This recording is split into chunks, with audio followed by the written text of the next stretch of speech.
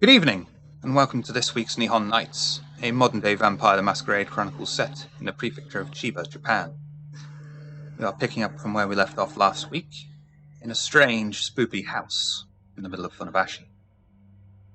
Marcelina, Violet, and Elias are in the remains of a very disgusting-looking kitchen. Marcelina has taken note of an apron lost in the debris that she managed to find, and a wok on the hob, as if set to be used, but left neglected for however long since someone last touched it. Nothing else seems to take the coteries' attention, leaving only the upstairs left to be investigated. How would you like to proceed? Um, is there something I can roll as I'm holding this apron? That would give me some sort of almost like a residual effect. That might give me a little more I information. don't think you have that power, no. No? Alright, then that's fine. I'm actually gonna take the apron with me. And you said the only other thing of interest was the walk, right? Yeah. You know what? I'm gonna Basically, take in both. I'm gonna. this kitchen looks kind of Mhm. like an explosion in a French cheese factory. Debris everywhere. Okay. Alright then. I'm going to take both items actually to bring with us, as they seem to be important. So, um, yeah. What's um, what's Violet doing at this moment? It's kind of looking around but distracted, I think. Okay. All right. So not like she's not rushing off anywhere. All right. Mm. Um. Okay. With that, then she'll say, "Well, I think we got everything that we needed out of here. Best move on. See if we can find you that telephone." Yes, please. And And I think in seeing how kind of anxious she is to, get the fuck up out of there, um, Marcelina will hurry her steps, but she'll remain behind Violet in order to like keep an eye on her. Heading upstairs? If that's the next place to go, yeah. Yeah. Elias? You are here?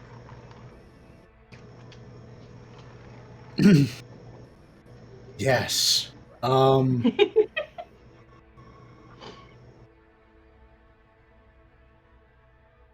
guess all that's really there is the kitchen. There's nothing. Does anything stand out at me? Do I need to search around? Nothing's left out there for you anymore. Okay, I would go upstairs with everyone else.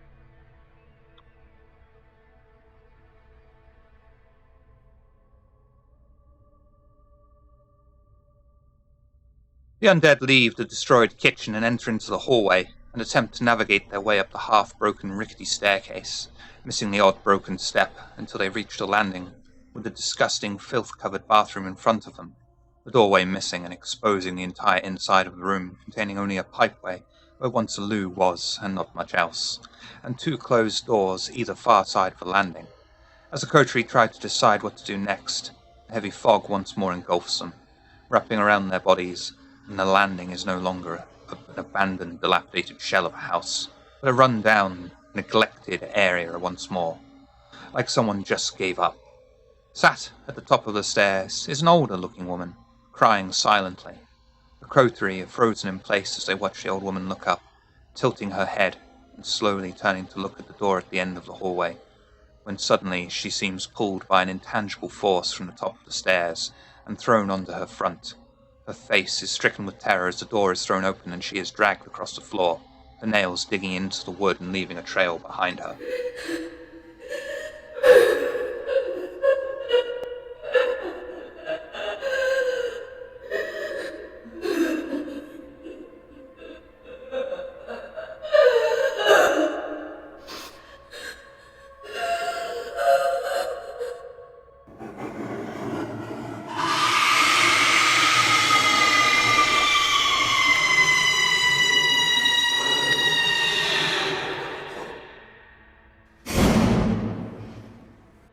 As the ear-piercing scream fades away, the coterie recognize the surroundings as the abandoned wrecked house once more. The nail marks are still visible on the floor, but darkened with age. Where would you like to go? I think Elias would like to run in the direction of the nail marks and say something like, we should hurry and save this person. They were screaming quite loudly, and it sounds like they're in trouble. Yes, I know. I heard. I've been standing right here with you. So I have Oblivion sight up, and I know I just saw that, but do I see any kind of like, I don't know, weird aura stuff going on around the nail marks, or anything that might give me? Nope. No. Not at this Okay. moment. Okay, a better question, I think actually, at then. this point, the amount of experience you've had using Oblivion Sight, you'll realize that that could mean that it's either not a ghost or it is actively trying to hide from you. Okay. Okay, so in knowing that, with the scratch marks, can I see? I don't know if that'd be like an investigation or what the fuck, but I would like to see how fresh these marks are. Is this something like recent, or has it been like a while? Intelligence and investigation, please. Okay.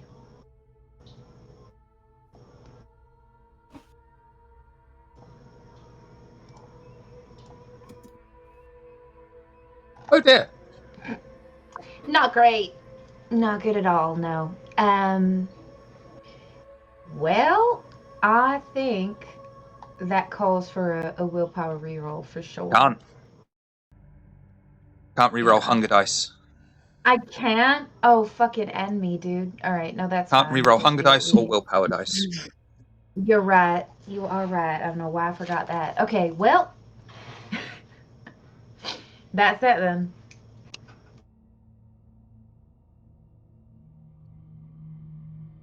As you stare at these markings, you're unable to determine their exact age.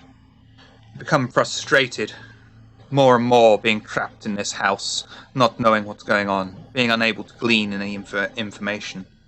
And the beast inside of you screams between your skull, the voice of Uncle demeaning you, shouting at you, telling you to be better, that you should be better than this. Marcelina can no longer use teamwork, and performs any action that avoids establishing dominance or challenging authority at a 2-dice penalty to all of her pulls. This compulsion ends when Marcelina has won and gloated over it. You are suffering from the dominance compulsion.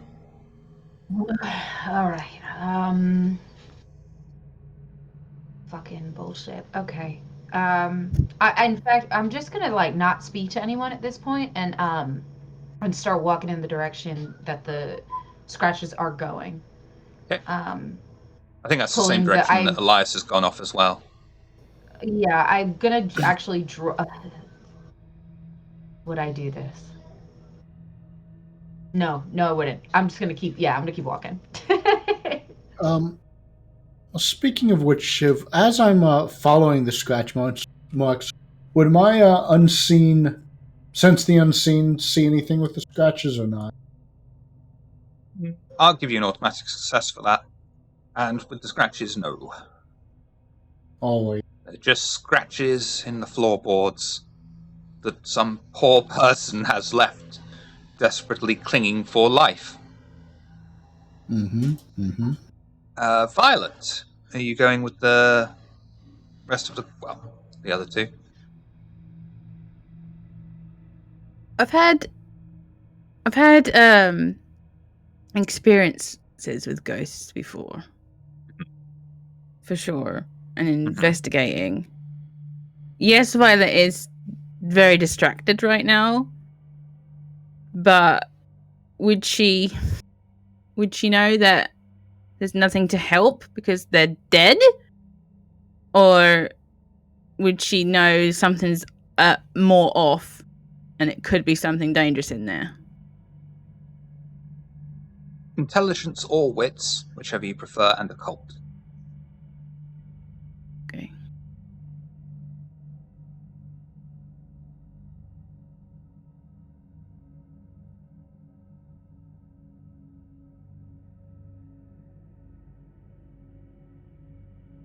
2. Could re-roll the 2 if you so wished. Go No. crit fishing. No. There's some spooky stuff going on in this house, but Yeah. you've had enough experience with other supernaturals that it may not be spiritual in nature. It could be. But I think your mind is too heavily distracted to really be able to extract clues and piece together what's going on around you. 100%. Okay. Then I follow. As the coterie proceed forward into the room, the heavy fog slowly rises once more, dancing around them. Though seemingly cautious in its own way of Marcelina, it envelops Elias, until clearing almost instantly. As the coterie is standing in a new room, only Elias recognizes. Standing in front of the 3 of them is a man Elias thought dead, since he gave in to his beast and drained the man of every drop of blood he had. Despite this, the man stands up before Elias with a friendly smile on his face. He reaches his right hand up and forward for Elias to shake. Edivane! It's so wonderful to see you! And you've brought friends! So wonderful, please, won't you join me?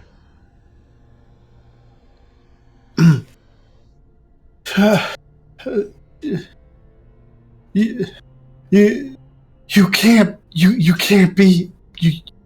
be here. And Elias would like take a step back, and he'd look upset and distraught. I'm sorry, but you can't be here. Well, whatever do you mean, sir? This is my home. Who is this? Elias. What did he call you? I'm sorry for what I did to you. It was an accident. What do you mean? I mean, are you referring to the other night at Cut? Don't worry. I'll get the money back somehow. Wouldn't have started playing with you otherwise, would I? It's fine. Elias would Join me. Bring your friends. Get to know me better, man. No, that's the Muppets Christmas Carol, sorry. Marcelina is gonna step forward to towards this creature.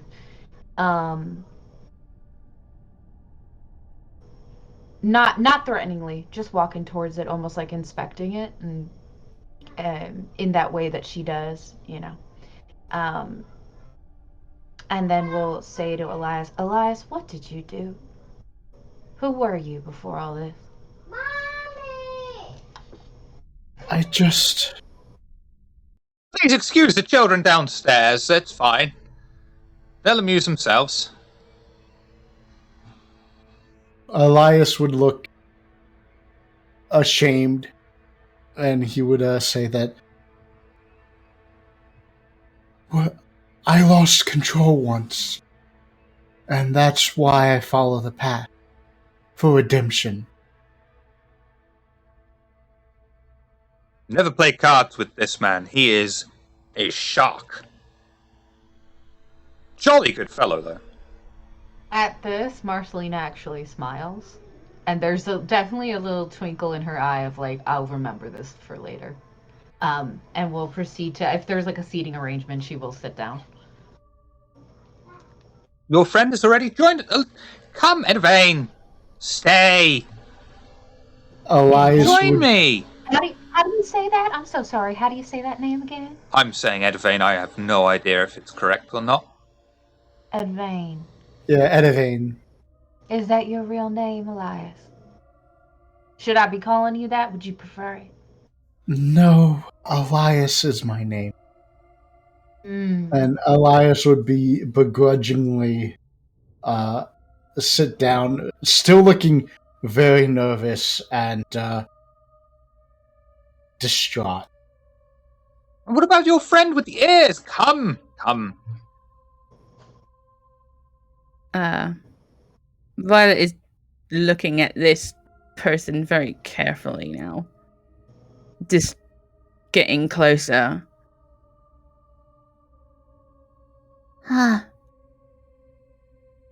Another one. I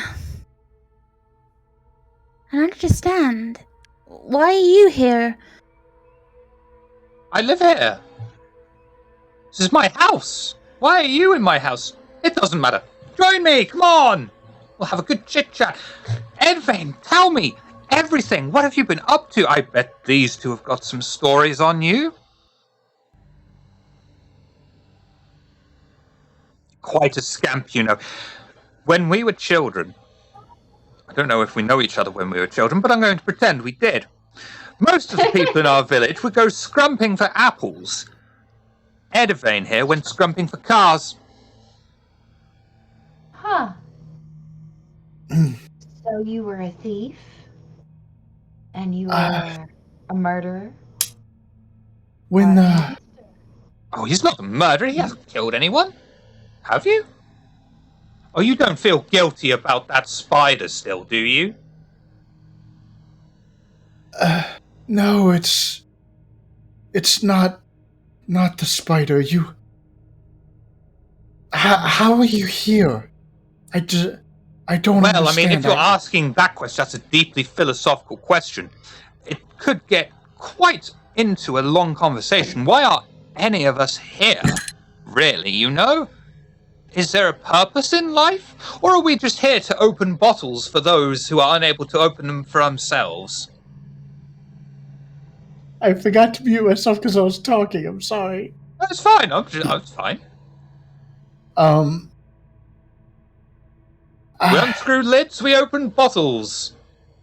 I'm a lumberjack and I'm alright. I know when we were younger we got into some trouble, yes, but it was always lighthearted trouble. And I'm not. I don't understand how are you here? How do you not remember what happened? What I did to you? My greatest sin. I remember, sir. You cleaned me out that night. I will never forgive you. Oh, I'm joking. How could I not forgive you? Of course, it was just a game of cards. You're acting as if it's something far worse. It's okay, Edvane. I'm going to reach out and try to touch him. Okay.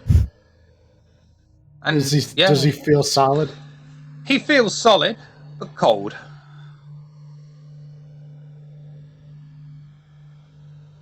Didn't you die? Don't think so. Be a heck of a tax break if I did, though. Elias looks extremely confused. But I killed you. Well, I mean, you were very good at cards, but you weren't that good. I've devoted my life to redemption for my sin. Well, I mean, that's quite an extremist reaction to to taking money at cards, but to each their own. Just stay here with me. Your two friends can stay with me as well. Stay here with me forever. No, I don't think we will. Elias, do you have anything maybe of import that has to do with this fella?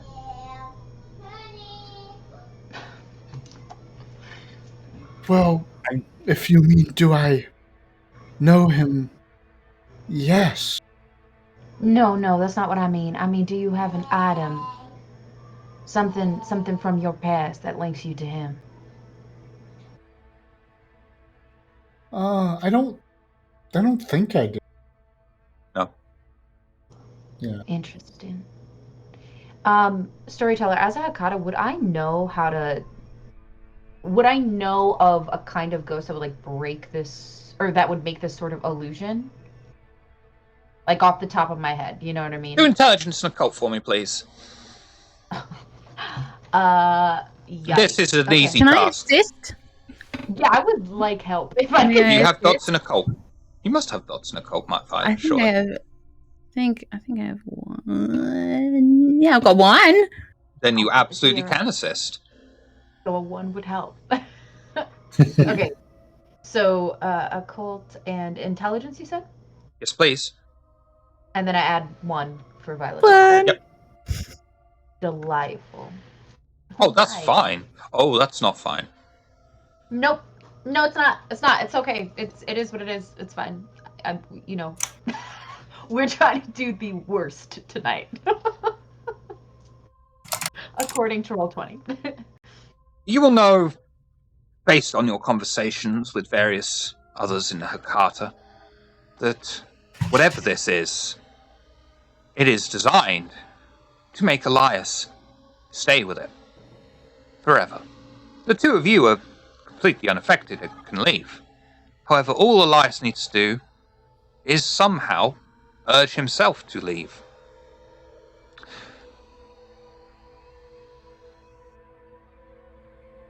However, due to the way that the spirit has been acting around you, and whatever else is going on with you, although you are able to leave, you find yourself almost compelled to stay. But you know better. You will take 1 superficial willpower damage.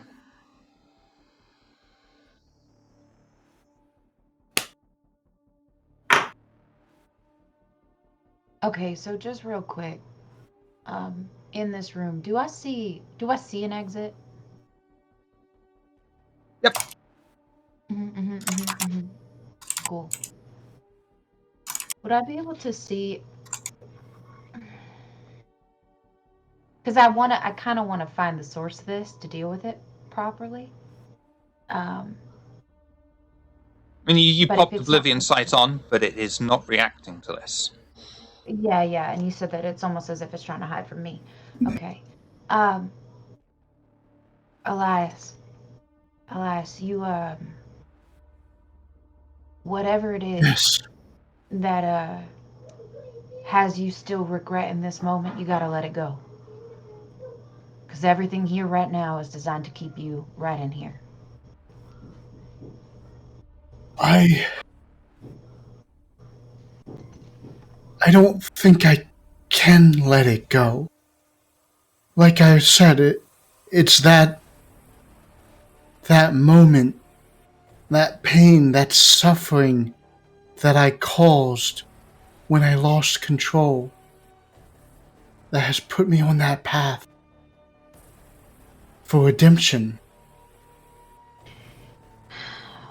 Is your redemption gonna get you the fuck out of here? Or forgiving yourself? You gotta pick one.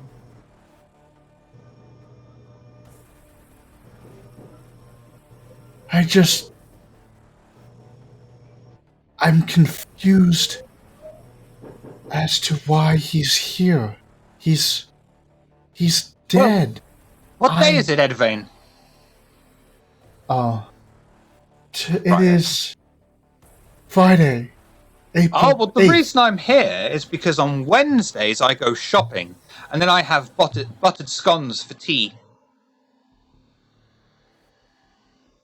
And what Marcelina year shakes is her it? head at this. Marcelina's like, shh. Elias, everything here is designed to keep you here. I understand that you're confused. He's not really here. It's just made to look that way so that you don't leave. I'm almost certain there's something in this house that's almost like feeding on souls, creating illusions to keep them. And that's probably a situation with your telephone, Violet. They're not here. No, baby, they're not here. It's just meant to keep you in here. Elias? Do I have Yes. permission to pick you up? Well, I mean, Well, why would you need to pick me up? Because I'm gonna get you out. Come on. Picks him up. What? May I pick him up, please? With consent. May I pick him up? Do I need to do some sort of willpower roll? Do composure and resolve, please. In this case, I nearly called you Pixie then. Fine. Could you do strength and brawl for me, please? And you may apply your +1 speciality for grappling. For grappling. Ooh, 7 messy critical. Oh dear. You're coming with me. Yeah. Violet is able to easily pick up Elias and drag him, kicking and screaming, out. Unfortunately, due to Elias and his physical protest, Violet had to employ more hands-on methods to restrain him. Elias, take 3 superficial damage, please. Ooh, sorry. Halved or unhalved? That is halved, Okay. because it was going to be 5. Violet is strong. Very strong.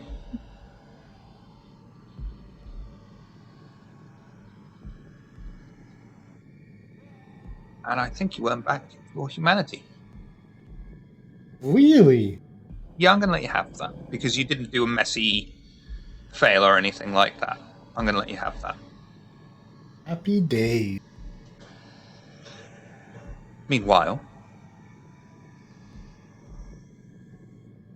Skull, Olivia, and Solomon leave the kitchen and enter into the hallway, which is nowhere near as damaged, run down as it should be, but neglected, as if it is still used but just not cleaned or maintained.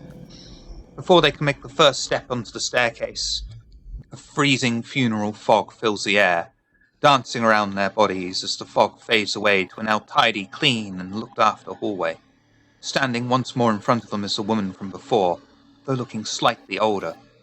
Once more she approaches the coterie, this time talking to Solomon.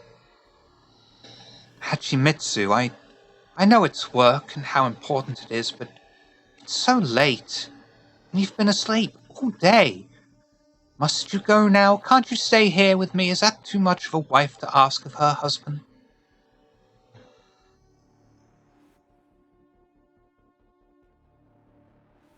Apologies, she's talking to me. Yeah, she's talking to you. There ain't nobody else around here, so she must be talking to you. I mean, there is... Yeah, I know, but that's not the line, so I just wanted to use the line. Well, she was talking to Olivia last time, so I wasn't sure.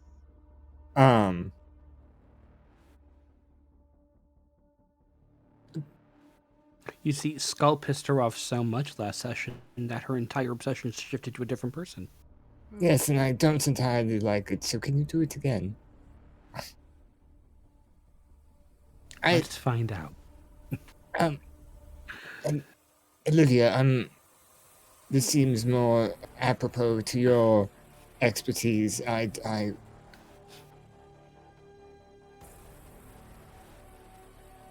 Talking to ghosts is not exactly my expertise.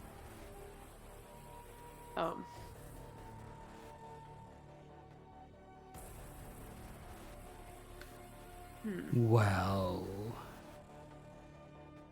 we could just try talking to it. That seemed to work last time.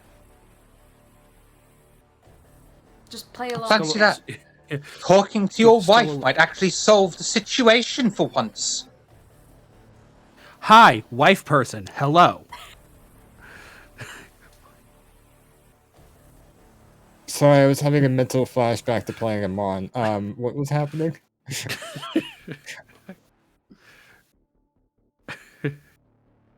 Yes, if you're going to inject yourself between wife and husband. I mean, yes. I haven't done that yet, but I also haven't taken you to a bedroom yet, so who knows? Anyway,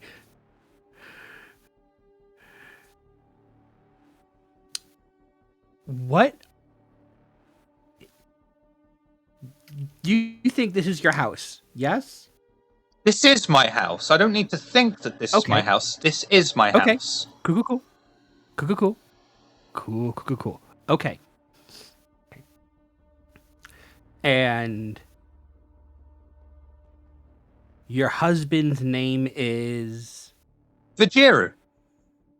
He's standing right there, and should be gesturing towards Solomon. And I your wave name as if I know is? it. Mrs. Vajiru?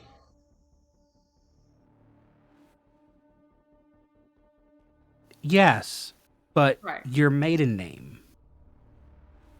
I'm trying to remember. Bear with me. Been thinking of male Japanese names all week. I wasn't ready for this one. Why didn't I? God damn it. Fujira.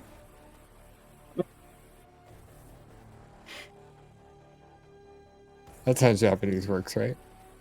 Mori?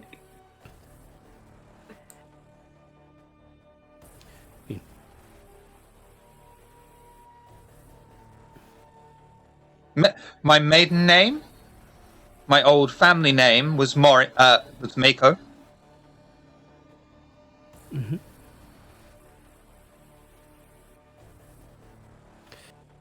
Skull will kind of pull out his phone. Does he have any internet reception here whatsoever? No. Damn.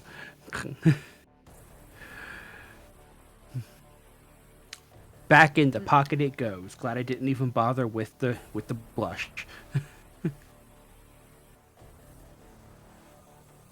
Olivia's just gonna start looking around the room to see if anything looks weird, out of place. So,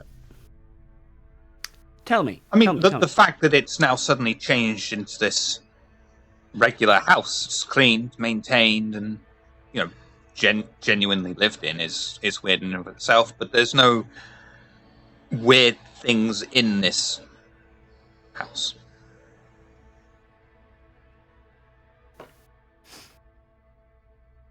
But, you know,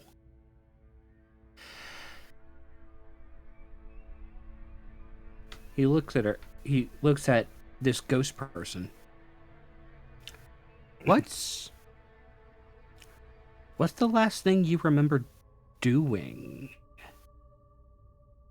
Well, Like yesterday. yesterday was regular day. Vajiru stayed in bed all day, asleep, curtains drawn, not allowing any kind of light in, like some sort of hikikomori, while I looked after the house, did the dishes, prepared food that he didn't eat.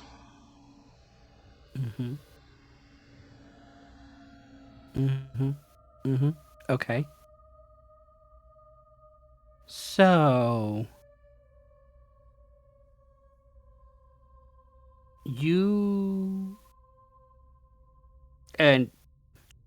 you still think of him as your husband. Clearly, you keep calling him your husband. Well, we are man And man not and wife, a wife and man.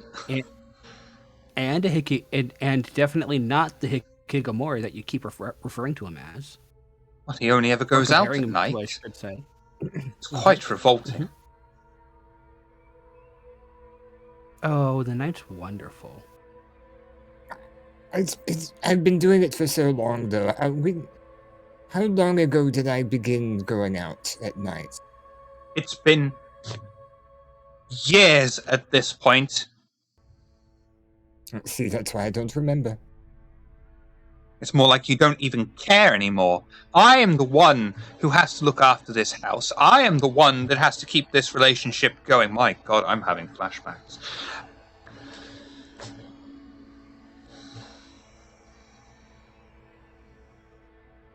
You just Vajiru. sleep.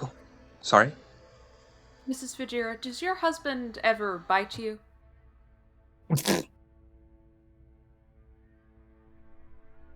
That's inappropriate question, for me to just- say. Good question. That's about as Just far as follow- it goes anymore, yes. Right.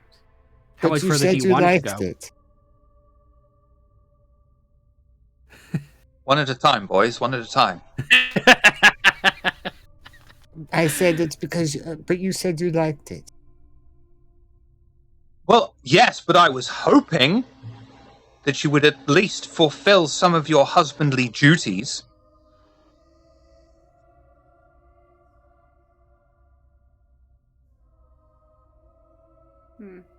Seems like Fujiro is a cleaver. Indeed. Or was. No, could definitely still be is after something went wrong one night and he came home a little bit too hungry. Do you remember And that? Skull Mrs. will Fujiro? smile and he'll show fangs. Why are you bringing these sorts of people back into our house constantly, every night? You have done nothing but bring rife, ruin, and despair among this house, Fujiro. And once more she will put her hands to her head, breathe deeply in, and prepare your eardrums. Let rip.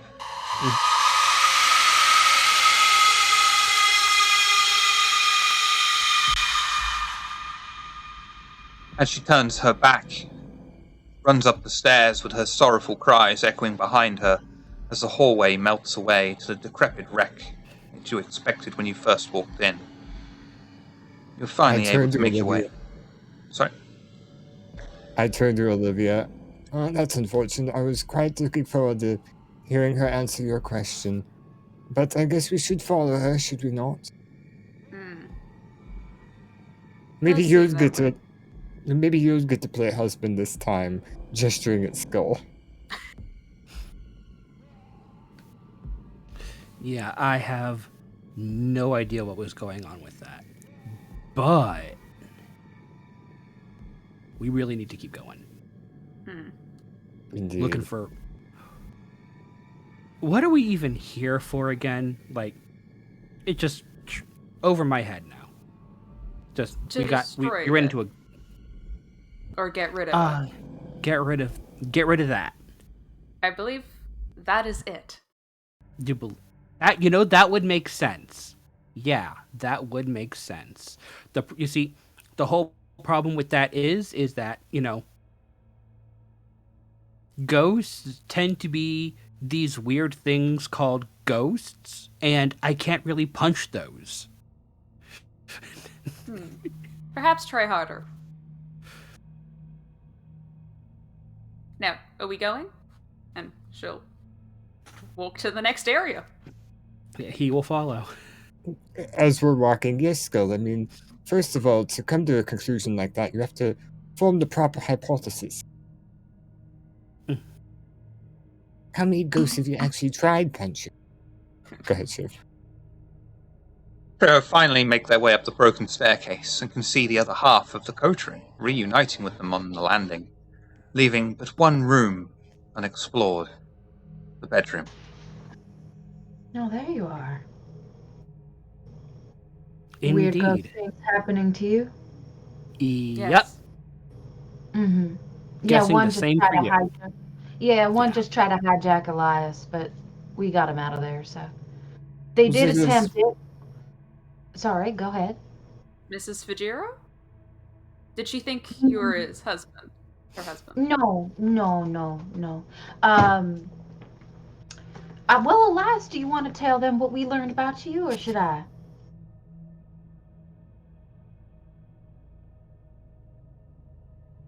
Marcelina is kind of smiling. Yeah. Pardon, Marcelina. I don't think my past is relevant to anyone. We've all made mistakes, and it's something that we need to Let improve. go. To let go, like I said, right? Because we didn't defeat it. It's going to come after you, and if you're weak, it's going to use you. Marcelina, I am not weak. Like I said, I've been driven and I've devoted myself to my path. If I were weak, I would stray from my path. Sure. And I don't disagree that you're on this righteous path and you're doing the whole thing to get redemption, and that's wonderful of you. What I'm saying is you have to let go of your past because this house, whatever's in it, is going to continue to use it against you.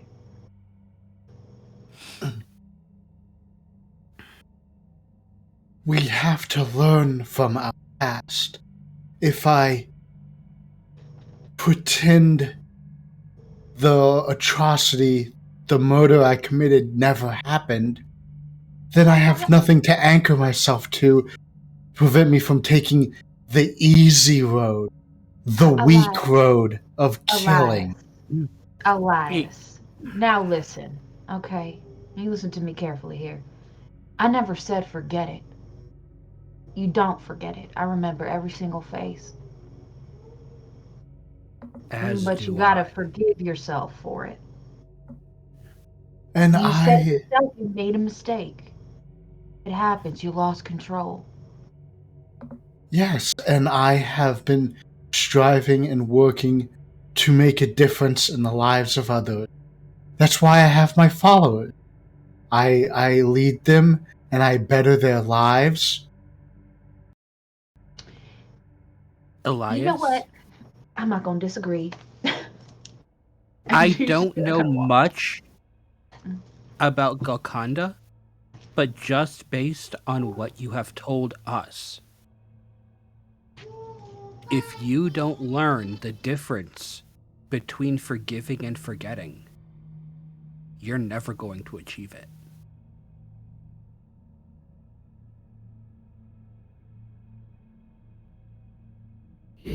I Did we hear that, or was that just her? Just Violet. Okay. Just need to make sure. Sorry, Elias. Go ahead. Yeah. I will unshackle myself from the beast, and I will achieve Galcon. It's not that I don't forgive myself. It's I use that sin as an anchor to understand how far I made a mistake. I committed that murder, and I look back on it as something I will never do again. We all have our anchors. Skull looks back. Skull looks at Marcelina. That was intentionally quiet. You just mouthed it. And then she just puts her hands up like I don't fucking know. But Marcelina is gonna walk over to Violet when she sees her kind of crunching in on herself, and just put a gentle hand on her shoulder. You hearing things, darling? Yeah. All right, now you look at me and listen. It's not real. It's not real. It's just whatever this house is. It's not real. It's just trying to keep you here.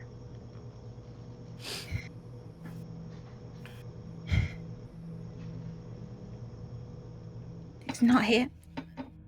It's not here. No. And I will break down this house to prove it. Okay. We can do that together. Marcelina says with like a little smile.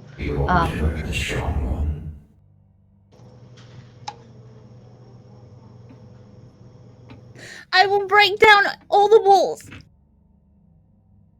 until there's nothing left. You always keep us safe, Pixie.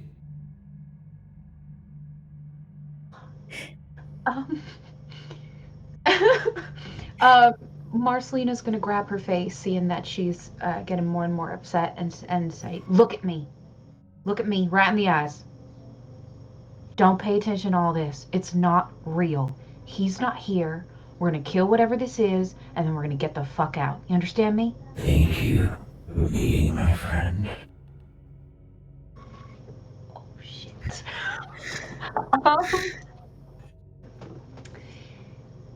She's just gonna hang on. Whatever happens. Marcelina's just gonna hang on. Violet's starting to crunch up in a different way now. She's getting angry. Violet, you haven't told me as much as you've told Marcelina, apparently. But whatever's going on here, save your anger for when we're able to fight it. Fight the whole house. Pixie. The whole house. Perhaps we should move on then. Speed up the process. Yeah, let's go. Yeah. Marcelina's gonna pull out her gun and start taking large steps into that room that we haven't gone into. Skull will take over, sticking close to Violet. Now you said y'all saw a wife? Yes, Mrs. Fujiro. I'm thinking these belong to her, and that's when she'll show the walk and the apron. She did complain about cooking a lot, so probably. Yes, it seems that her husband was a cleaver, and she's been had been living with a vampire for many, many years. Oh, that must have been unfortunate. Well then, let's end that misery, shall we?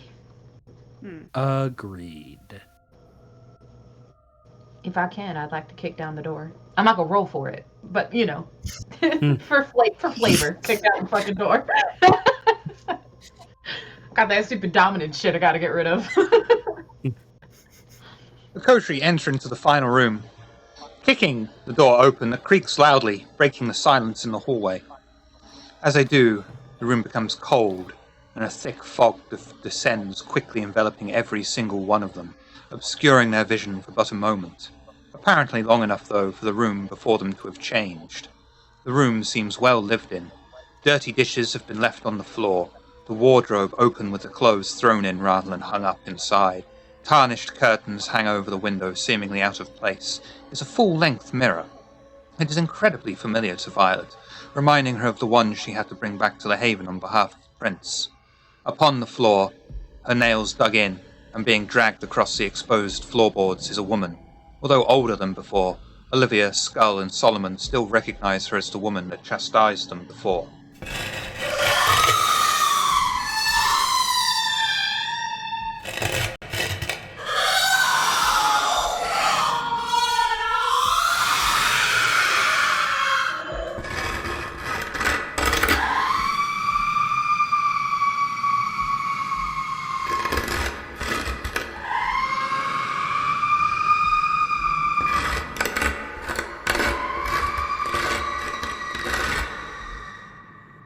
Who I see.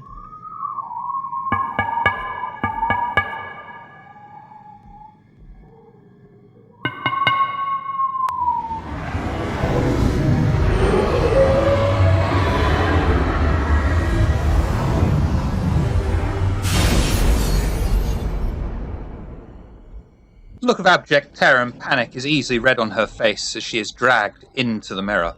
For a moment she is seen inside the mirror's frame, smashing both her hands upon the unseen glass, when suddenly the mirror explodes violently. Pieces of glass strewn across the floor. The vision fades and the room becomes the abandoned wreck the coterie were expecting, though an ethereal blue-white light radiates inside the room. As the coterie look inside, they can see the image of the woman with a ghostly glow, an almost solid head and face that Solomon, Olivia, and Skull recognize as a woman they encountered before, though she becomes more transparent as her body continues until her waist, legs, and feet fade away to nothing.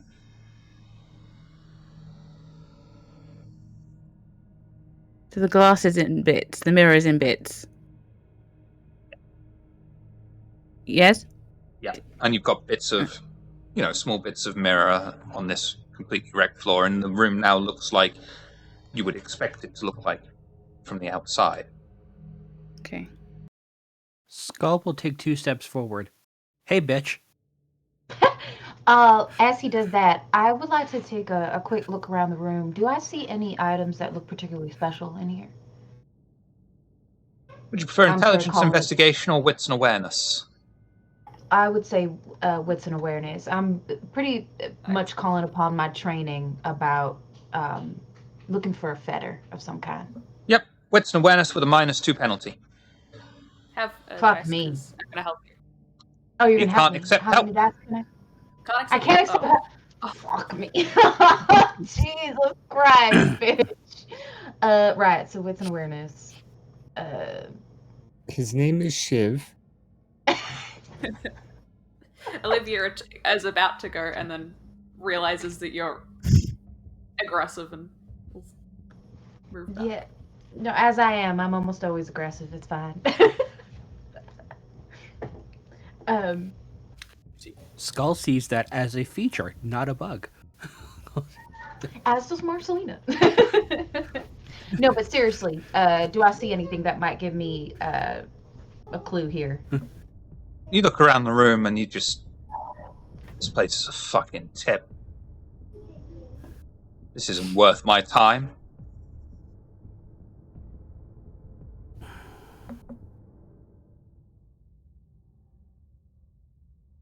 Knowing... However, that- I think I can give you a meta hint here, because otherwise you're going to struggle, I think. You are suffering from dominance, so you can always just sit there and say, look, bitches, need a fetter. Find it for me. Yeah, well, all right. Oh God. So Marcelina is actually going to start going around the room, and she's like kicking things aside, like almost as if everything around her is like too dirty for her, and so she's like moving things as if looking for something, but using her foot. And then she says, "Well, then, make yourselves useful. I need you to find a fetter. Once we destroy that, we'll get rid of wherever this bitch is at." Better. Right. Elias will start looking around, and he's going to say, Marcelina, what's a fetter? And why does it sound tasty? Oh, like a flitter. Do you mean flitter, Marcelina? I Shiv, hope not. I We can't eat apologize. those. The desire to punch Elias in the face has increased. Yeah. Shiv, she, my apologies for forgetting. When I researched stuff a while back, was it Yurei or Yokai that I researched? I believe it was one's Urace. ghost. That's the ghost one, right?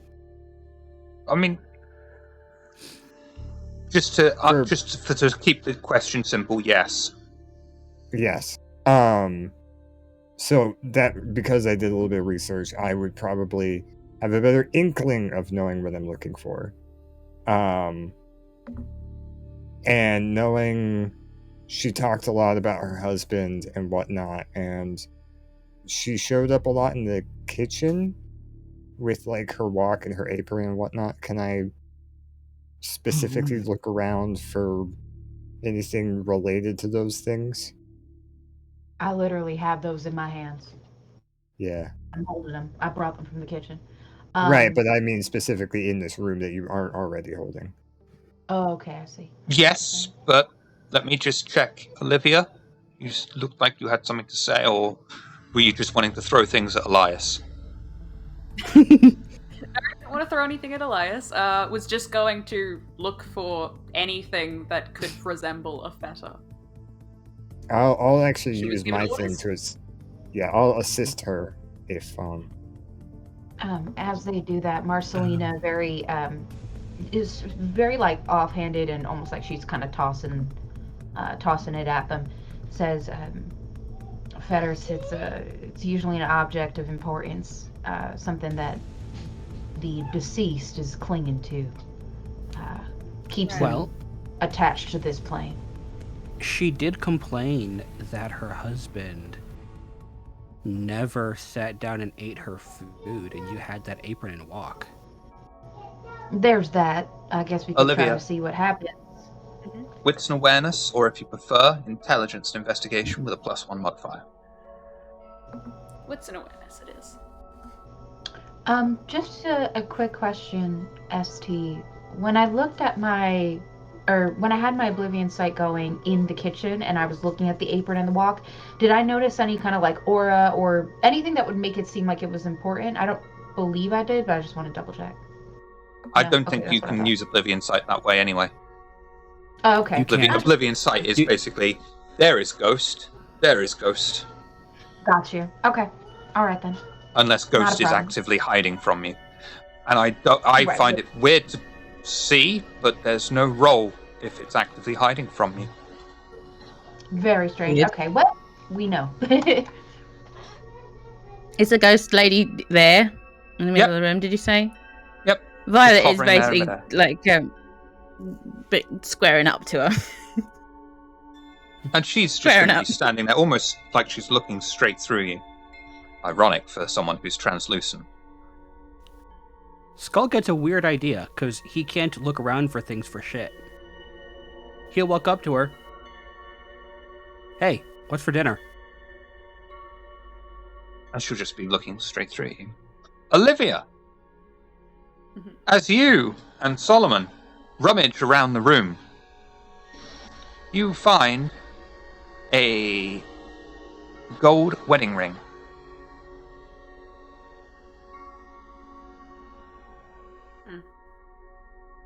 This might make sense. She'll show everyone the wedding. If she seems like And the from ghost what will you told- respond. And she'll look at it. And she'll look at you. Husband. Welcome home.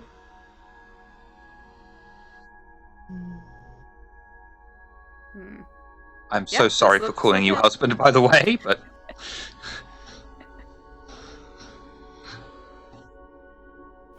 I believe you know what to do with this. Hand it to Marcelina. She'll take it. as you're handing it over,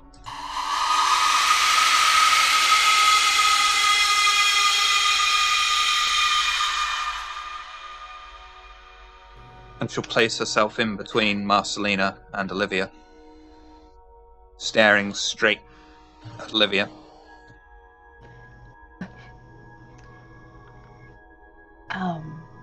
Esty, would I know the best way to get rid of a feather? Is it a matter of like physically destroying the object, or perhaps re-engaging the ghost with the object?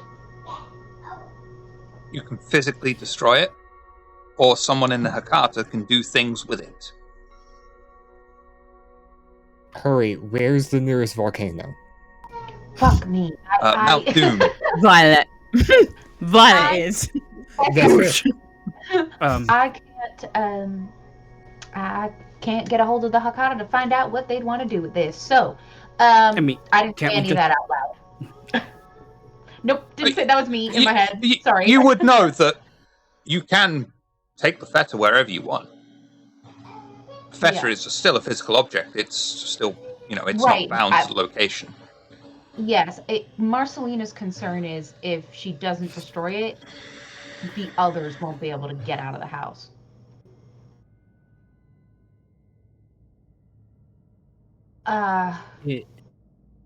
Is that the fetter, you think? Yep, because that's what she valued most was her husband. Can I try a potentially really dumb idea? Depends No, on the that's idea. Skull asking Marcelina directly. Oh, you're asking me. Yeah. Depends what that idea is. He'll hold out his hand for the ring. Okay, listen. Olivia's the only one with the option ring.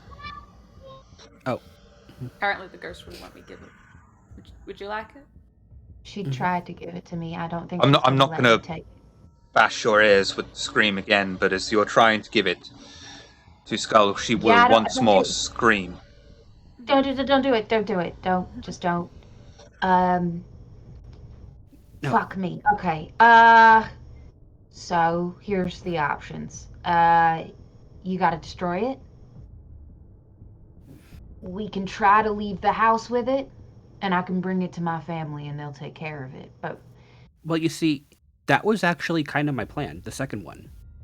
to get the fuck out of here with it, Yeah.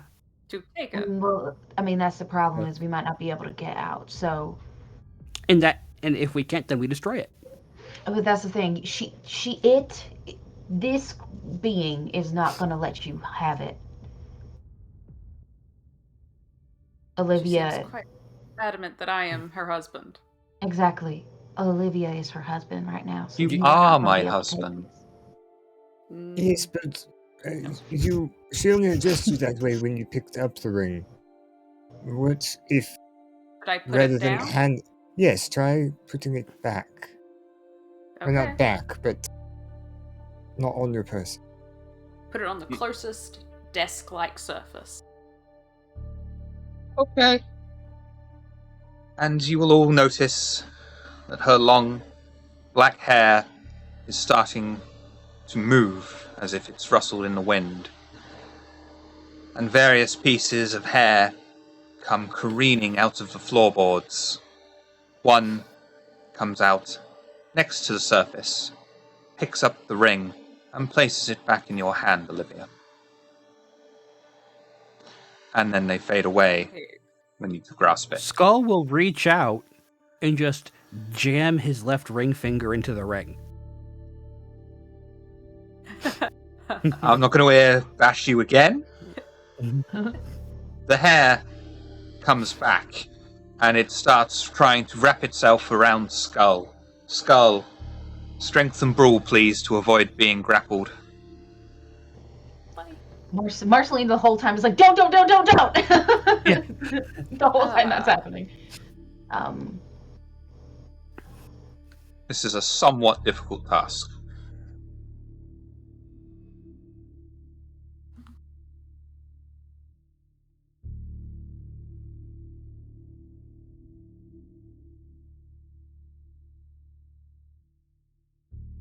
Oh dear. Would you like to re-roll anything?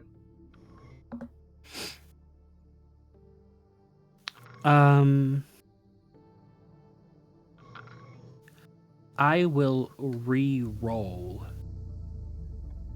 3 black dice, one of which will be the 10, and 2 of which will be failures. You haven't rolled a 10 on the black dice. Yeah, it's a am I looking at beast. the wrong- Oh, You're I was looking at the the wrong roll. Okay. Yeah. I was, Yeah. yes. Okay. Then I'm just re-rolling 3 of my black failures. Doo-ba-doo-doo-ba-doo-ba-doo-boop. ST, was Yes. when we were downstairs, did the door shut behind, like seal itself behind us when we first entered? Yes. Yeah, we're not getting the fuck out. Okay. Okay. Skull attempts to evade and fight off the strange hair attempting to wrap itself around him. Unfortunately, he is unable to best it. As the hair wraps itself around him, the beast inside of him berates him, screams in his ear for failing. Skull takes a stand against whatever or whomever he sees as the status quo in the situation. Whether that's the leader, a viewpoint expressed by a potential vessel, or just a task he was supposed to do at the moment. Until he's gone against his orders, or expectations, perceived or real, Skull receives a 2 dice penalty to all rolls. This compulsion ends once he's managed to either make someone change their minds, by force if necessary, or done the opposite of what was expected of him. You are suffering from the Bruja compulsion rebellion. Okay, I understand I am 0 for 1 for ideas at the moment, but... Oh, and you are grappled, by the way. Olivia, I believe maybe we try what you said earlier and go with it, talk to her, see if there's anything you can say as her husband to calm her down. Put the ring on her finger and say that you're sorry. I wasn't going to go that far, but maybe. Put the ring on her finger and say you're sorry for abandoning her. Marcelina is watching very carefully. You know, kind of ready to shoot just in case shit gets weird. Yeah, Olivia will face the ghost that she's been kind of trying to ignore. Please. And then she'll try and put the ring on the ghost's finger. On the ghost's finger, not your own. I believe that's what I've been told, right? Quick question about this ring. As I'm looking at it, right, she's like, about to fucking put the ring on. Is it just a golden band, or does it look like a girl's wedding ring? It's golden band for a man. That's my bad. That was my misinterpretation. Fine. Put the ring on. Put the ring on. And say that you're sorry for abandoning her. It's actually ST fault for not describing it properly. I'm sorry. Oh. She'll put on the wedding ring. And although it feels loose at first, because it's clearly not meant for a lady such as yourself's dainty finger, it seems to somehow still stay in place. And she glides over to you with a smile on her face.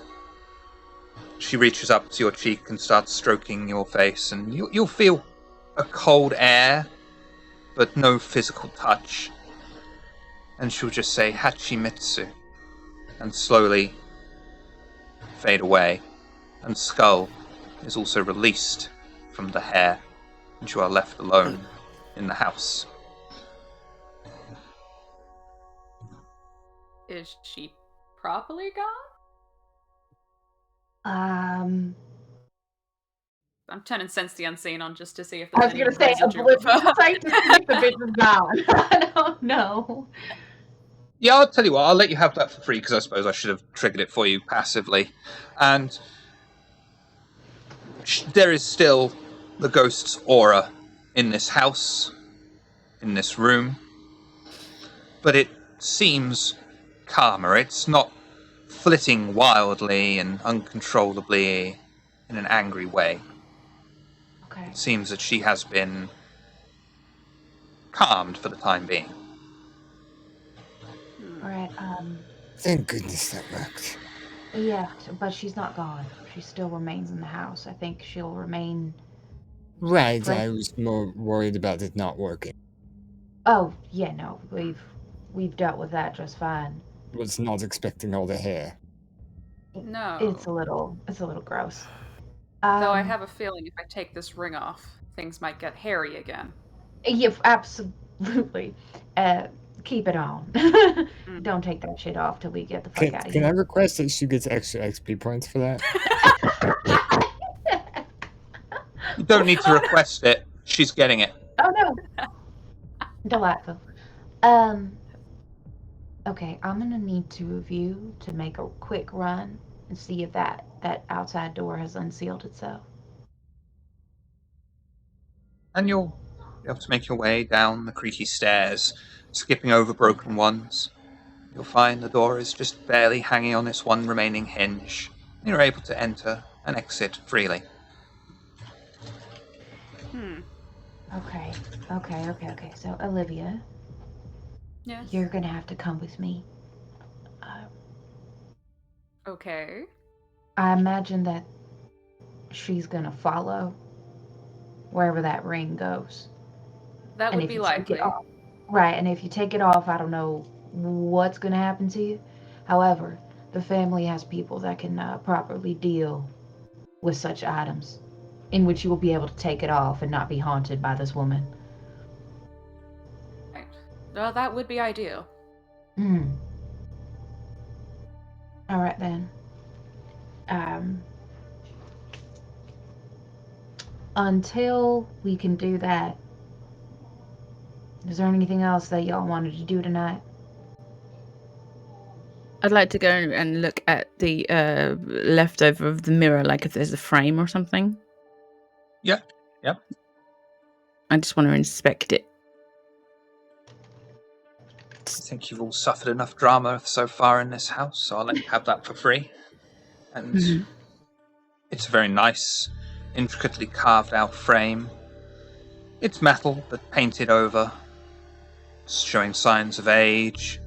It is slightly different from the one that you've been given, but it is still of the same, probably the same maker. Okay. Can I roll to try and figure out if it was sort of enchanted or something to keep ghosts in it? Like a Pokeball for ghosts. You could, but this would be a very difficult task. Can I, Intelligence and occult. let me try. I'll try now, and if And get while the it's beast, calm enough later, absolutely. I want to research it later if I can't now. But what do I roll? Intelligence and occult, please. May I help her in specifically mentioning the stories we've heard about the prince here trapping a Lasombra in a mirror? I don't think that's going to assist because that is literally the only information you have. And Violet is trying to discern how this has happened. Okay, I was kind of trying to spark inspiration, maybe something she could remember, but that works too. 4. Nowhere near enough, I'm afraid. But may I keep that kind of idea in her head, or is it like, Oh, nah? yeah.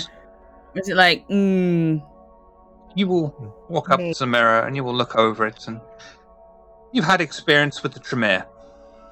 You know to look for signs of wards, but you find none. As you do so, you are frustrated. You have been forced to relive memories of Lontre. Looking on this mirror for Tremere wards, you remember Lontre. And a beast arises in you. You know now, and here is not a good place to suffer from one of your frenzies. You are able to will it back down, burning through your own vitae as you do. Increase your hunger by 1, please. Violet's gonna crouch a little bit more animalistically than normal and she'll destroy what's left of the mirror, just like boof against the wall as hard as she Strangely, can. there will be no reaction from the spirit in the house. Skull, you know you didn't have to do that.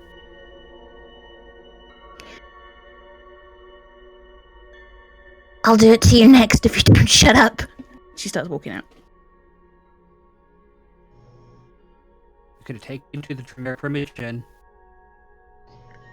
I'll do it myself. I think Man, I'm Why a little aren't confused you? Real quick. Hold on a second. I'm a little confused real quick. I thought we all walked out of the house. Or was it just me and Olivia? It's just you and Olivia. Okay. So we didn't hear none of that. Never mind. You say you'll do it yourself. It's right there. Why aren't you picking it up? She's already walked out.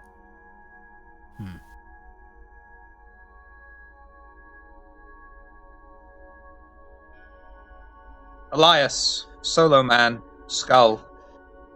You 3 remain in the house. What are you doing?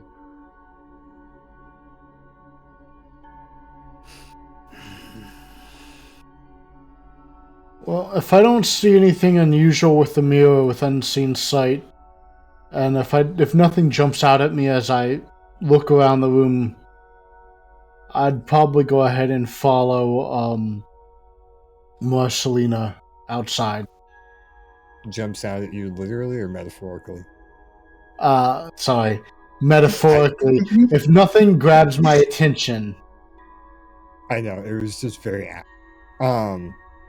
Yeah, I'll kind of maybe do the same, like a once over, and then I'll just out. You actually find the house slowly begin to warm as you walk out. Sounds of the outside world creep into their ears. And for the moment they realize the spirit is quiet. They leave the ruined house safely behind them and make their way swiftly but cautiously out onto the streets. It only takes a minute or two for the coterie to leave the house and in silence enter back into the people carrier.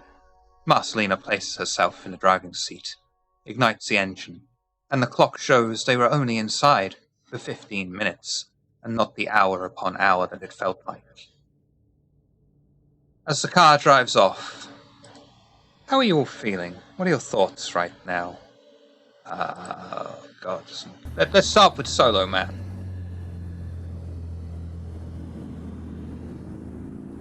I'm the least prepared. I noticed.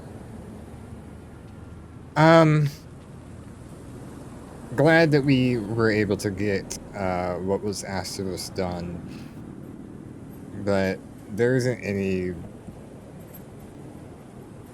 standout emotions he's feeling from going through this. Ghosts are annoying. They're not tangible.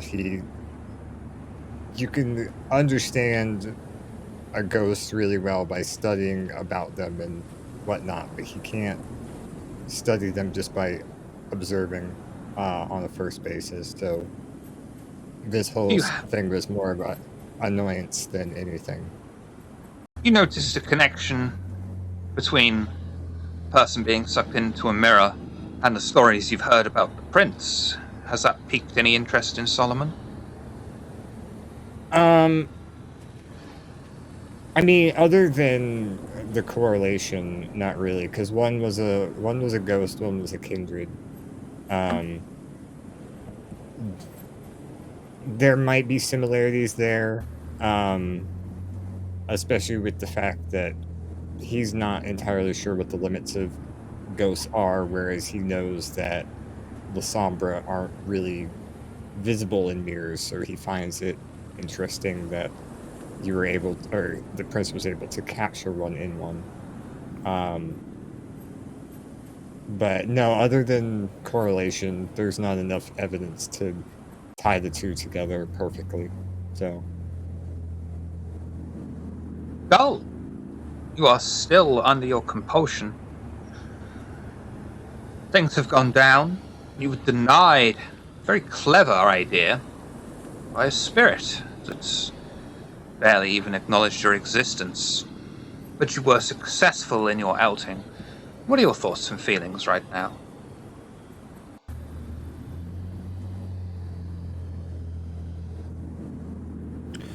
For the record, Skull would have grabbed that frame, the mirror frame, and he'd have brought it out with him.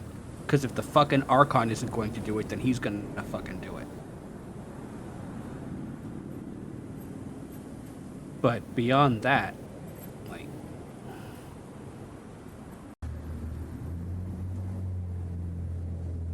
this wasn't a good night for me. It's,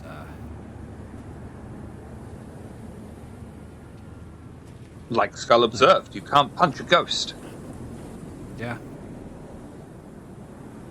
And, like, he feels like he was useless here. And that's not a feeling he enjoys.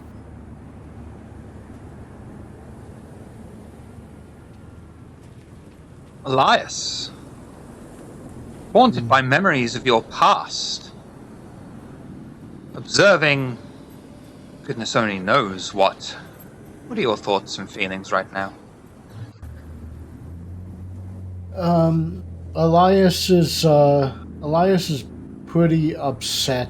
On one hand, he was shocked and worried about seeing his former friend appearing.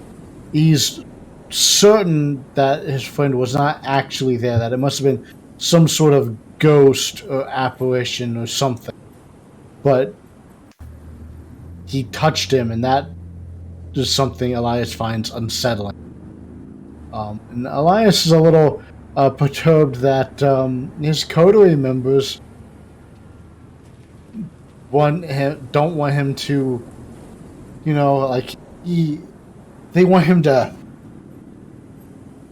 like, I don't know what he thinks about it, but I mean, the whole argument between him having his anchors for his humanity and using that as a point of reference to be better, he doesn't really see a problem with that, and that the way he's bettering himself is to improve the lives of others and remembering what he did wrong, and the others are telling him that forget it, it doesn't matter, just a drop in the bucket, move on, and that's he doesn't want to look at it. You were able to pull yourself, well, I say you were able to pull yourself away. You were pulled away forcibly. But you didn't put up too much of a fight. And in doing so, you regained some of your lost humanity by being able to move on, being able to realize the illusion before you. Yeah, it does feel good to regain that humanity. And Elias was skeptical that his friend was. He felt like it was a ghost or an apparition. So being able to be pulled away from it, I feel, was something he didn't really fight too much against staying. It was more he was shocked and had a hard time understanding what was going on. Marcelina, you've had to dip your toes into something your family is especially experienced in, but not something you personally have had much to deal with. What are your thoughts and feelings right now, having witnessed this bizarre happening? Well, I think on the one hand, she is not dismissive of it because she does know that there are people in her family that are expertise at this. How do I organize these thoughts? Okay. She is usually responsible for creating the ghost, so to speak, for getting rid of kindred and those who need getting rid of. And to see this woman here who, based on the little that the others had spoken about, the little bit that she had seen when they had gotten to the kitchen, this woman was married to a kindred, and the result was a life of neglect, other than to be used as a blood bag, so to speak. And so she doesn't necessarily feel bad for this woman. She, if anything, Marcelina is actually making, she's probably sending some, no. Yeah, okay, sorry. I had to organize that. She's sending a few texts out where she is contacting the family and saying, item needs destroying. I assume that you are on your way now to the Hakata Haven. Absolutely. And while she's doing so, she is like checking to make sure she's not being followed, because it never left her mind that people were stalking. So she is always keeping an eye out just in case, someone's following the coterie and the deeds that they're doing. I think also she's concerned for Violet, and the way that she responded in the house, and sort of the rage she saw in her, not because she's afraid of Violet, but more so that she wonders what has such a hold on Violet to bring that out of her when she is, for the most part, pretty amicable. And then when it comes to Elias, she, I think, feels like that holding on to his past, specifically that, mistake he made, is doing him no favors, and it's just making him vulnerable. Marcelina does in fact remember every single face of every single kill she's ever had, and she knows she's different from Elias because Elias feels empathy where she does not, and but she does know that even for her, like, she still has nightmares. I hear you guys screeching. Oh, hold on, you guys. Sorry. Oh, it's a hard choice. Olivia, Mhm. you have completed your task successfully given to you by the Malkavian Primogen with the coteries' assistance. There is no doubt more in store for you. But having completed at least this first step, and witnessing what you have witnessed, what are your thoughts and feelings right now? Olivia is happy that it's mostly sorted. She still feels like there is a little bit more to accomplish, considering that she might be connected to this ghost for a small amount of time. She keeps looking at the ring, turning it slightly, and looking around, just very aware that the ghost is still with her in some way and eager to get rid of it, but very happy that the mission is going well. The coterie seems to be very effective in what they're doing. However, she is picking up on little things and just fully observing them at every opportunity. Do you have any thoughts about who the neglected wife was married to?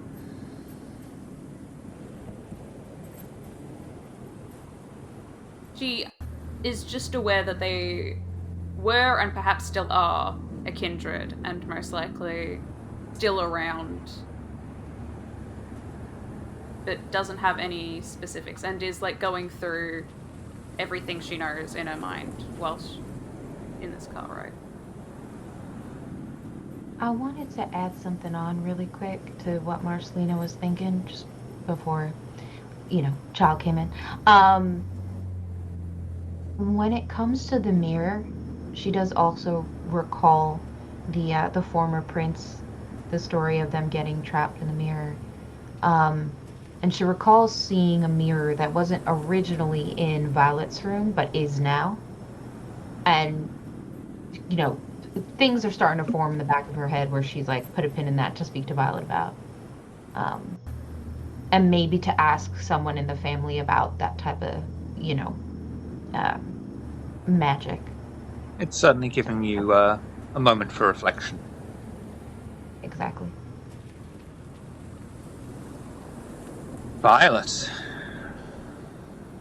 Memories have been forced to the surface. A familiar voice kept talking in your head. And now you have managed to escape the situation. Ghost is basically with you. What are your thoughts and feelings right now? The image of the ghost going into the mirror is playing over and over in Violet's head.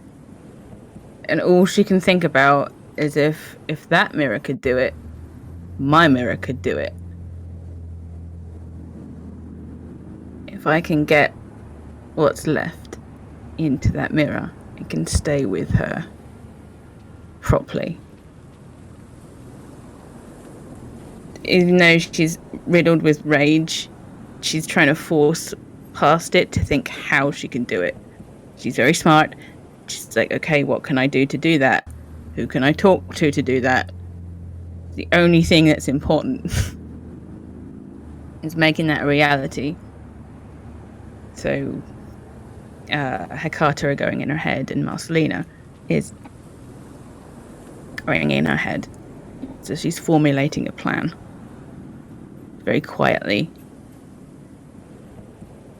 Violet's suffering sustains.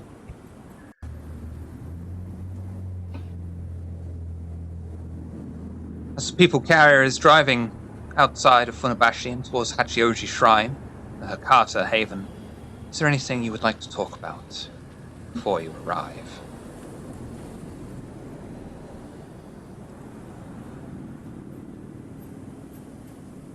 My apologies, where are we arriving at?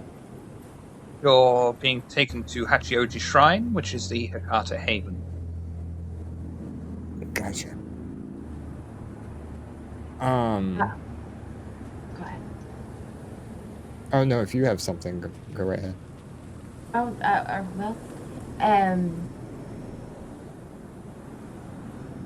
ST, before I ask this question, or make this statement rather, is there particular traditions that are held when bringing in guests to this particular Hakata Haven?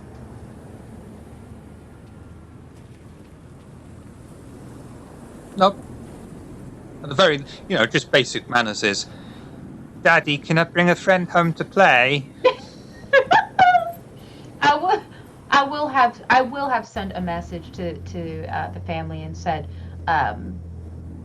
guests arriving to let them know that I'm not coming alone. Um, just to give them forewarning so it's not a surprise. And I say to the coterie,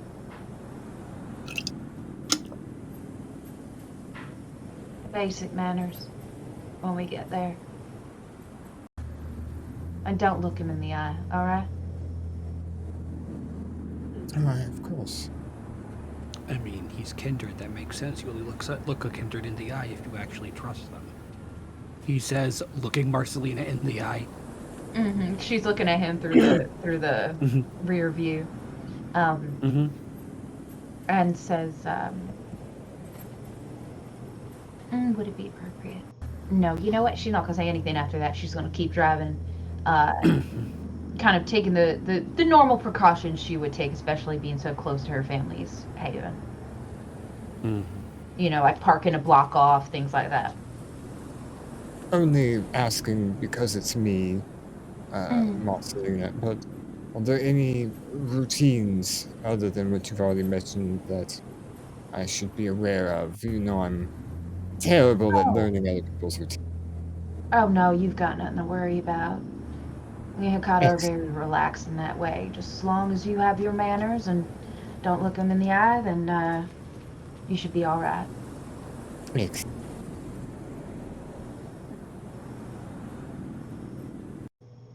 Marcelina takes the people carrier near to the Hakata Haven, parking in a convenient nearby small hotel's car park.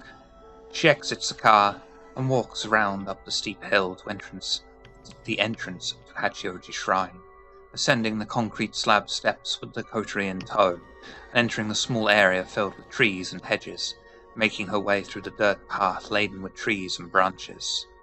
As Marcelina enters into the center of the area, one of her family, already dressed in traditional Shinto ceremonial clothes, is ready to greet her and the coterie. Good evening, Cousin Marcelina. Good evening, cousin. Marcelina's coterie.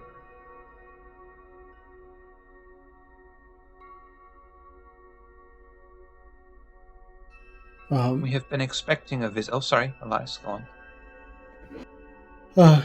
Good evening. Thank you for allowing us to stop by. Skull will just bow at them. For those paying attention, notably lower than when he met the prince. You'll receive a bow slightly shallower than the bow given. God, I hope that made sense. It did. And then a small smile on the man's face as he looks at your painted skull. We have been expecting a visit from you since we heard the explosion. Yes. But the mission was accomplished. However, it is urgent that we meet with one of the cousins that can perhaps get rid of a fetter. I would be able to facilitate this. Father is currently busy in a meeting. He sends his apologies. I see. And a new target dossier is being prepared for you. With that, Marcelina gives a slight bow, and then proceeds to turn to Olivia and sort of gesture for her to come forward. This is Olivia. has come to help our coterie in a matter we had to deal with. The only way that we were able to escape the home in question was for her to put on this, and she'll lift Olivia's hand to show off the ring. It seems to be what the spirit was attached to. He'll take his hand out and gesture for you, and he'll just stare at your hand in his. I understand. And he'll be talking directly to Olivia. Would you like the spirit destroyed, or pressed into servitude? It sometimes works, but not very often.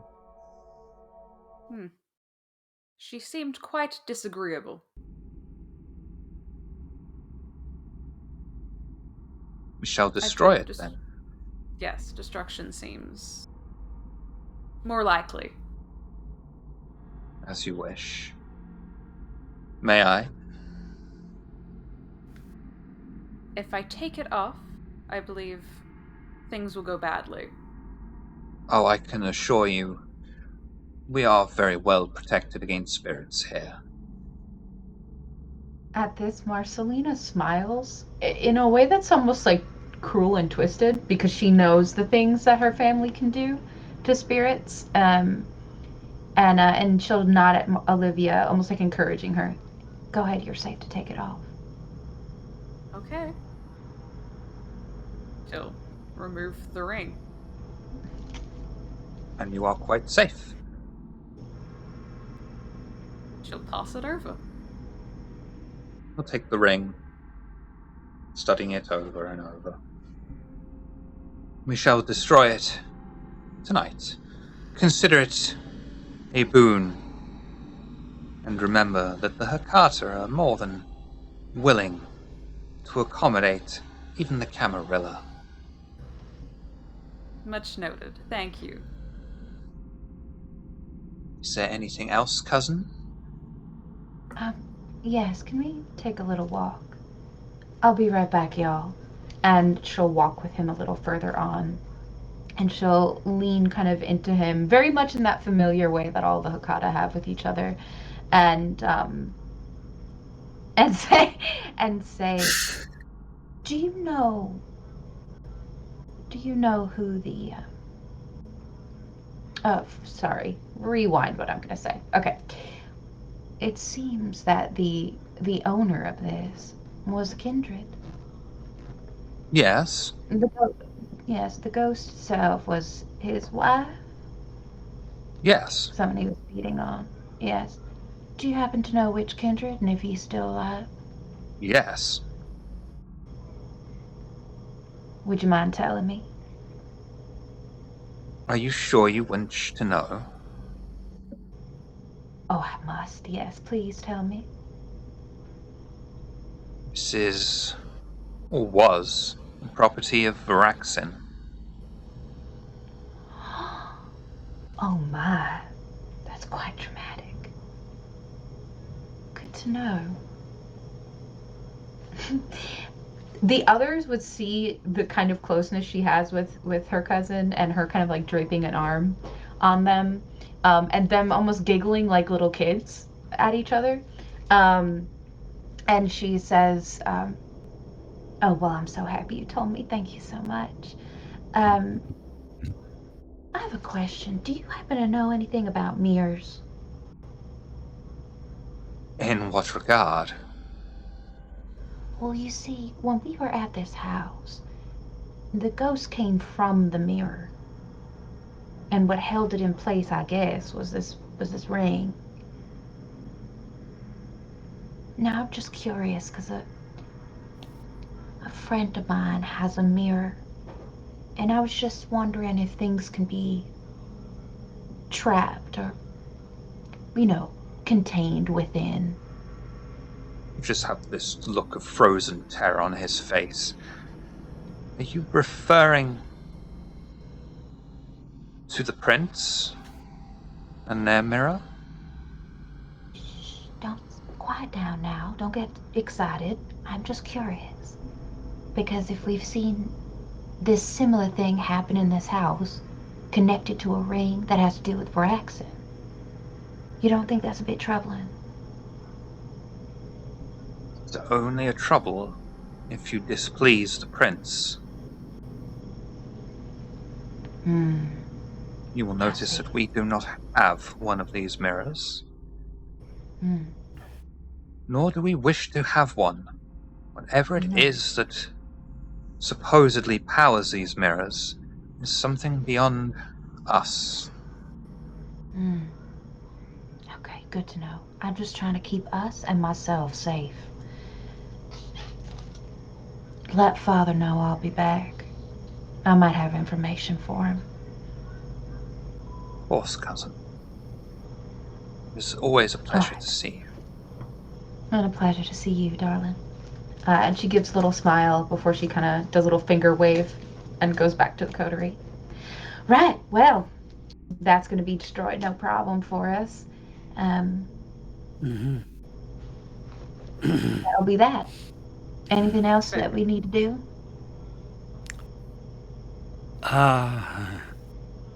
You have taken yes, a but Bruja, not who here. is under his clan compulsion, into the Hakata Haven.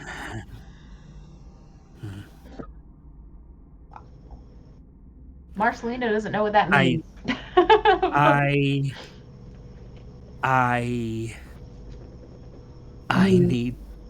need some food. And then I need to ask you something. Okay. Marcelina. Right. Food can't be acquired here. You're gonna have to go out for that. There is a kind of protectiveness that comes over Marcelina and her, her family's place.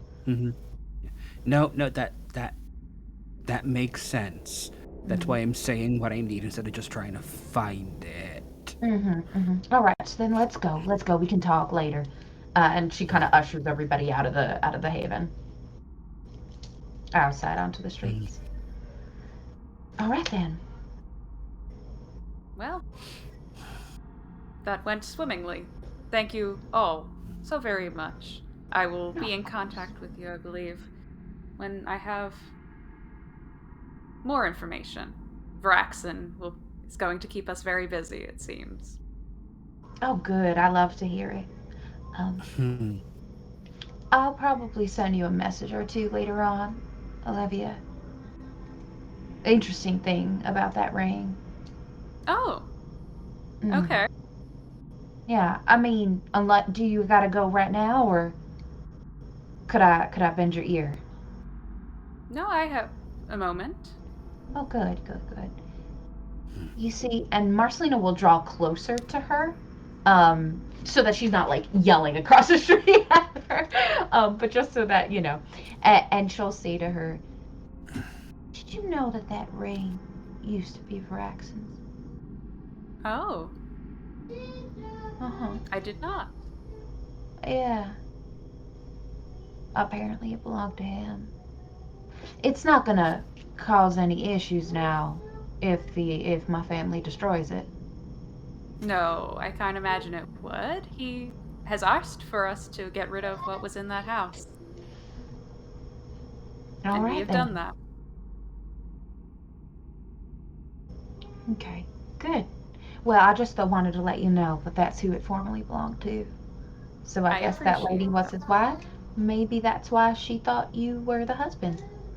Perhaps. That connection. Maybe she could sense it. Perhaps.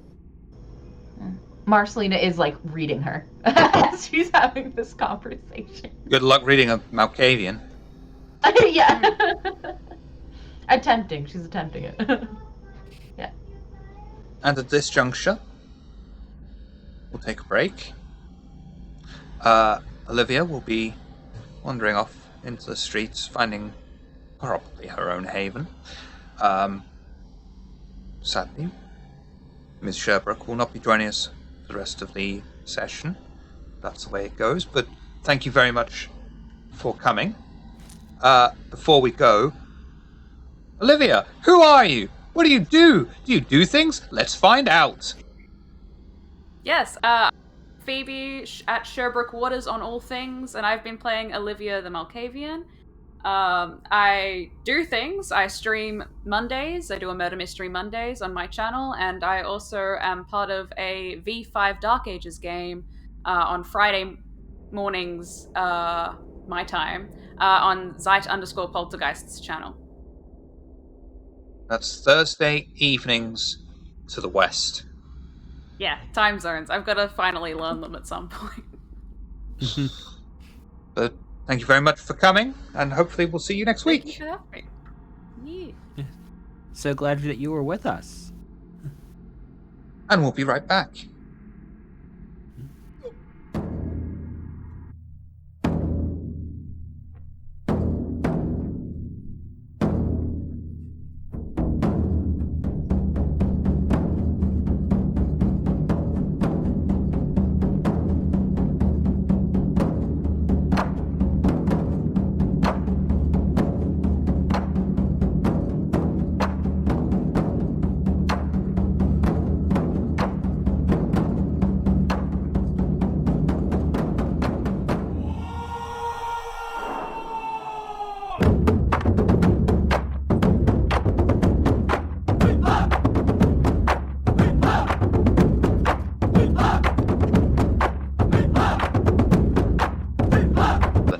Remainder of the day. You may take your composure or your resolve, whichever is higher, and add it to your willpower tracker, but do not exceed your maximum willpower. You may all slake one hunger. And does anybody need to heal? I don't remember why, but I do. Okay, Marcelina. I absolutely need to heal. Marcelina, aggravated or superficial? I remember why. Superficial. Please do a rouse check for me, please. There's a lot of pleases in that sentence, I'm sorry. Lovely, you may heal 2. Skull, superficial or aggravated? Aggravated. Please do 3 rouse checks for me.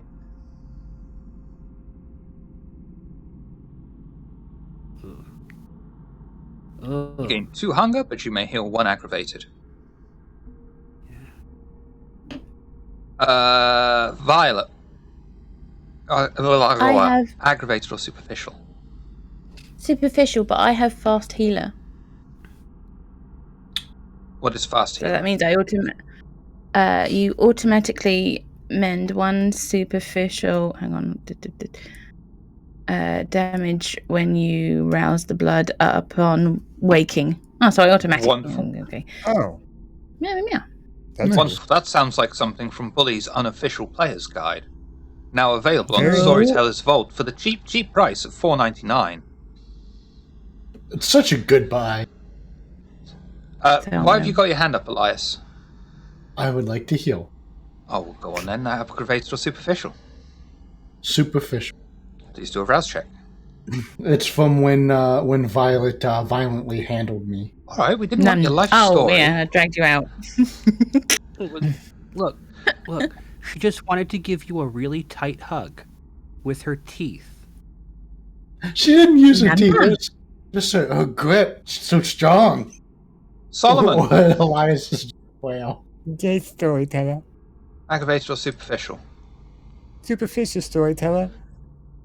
Please do a rouse check for me. You may heal 2. Thank you, storyteller. You're welcome, Oliver Twist. And before we proceed, I believe we have to all say happy birthday to Rissa. Happy birthday, Rissa. Happy birthday. Day. Thanks, guys. Happy birthday. Thank you. We begin with Violet, who has left the Kotri Haven at the very start of moonrise and made her way to meet with Dr. Laram, the Tremere Primogen, in his lab tucked away near Takanikodan Station.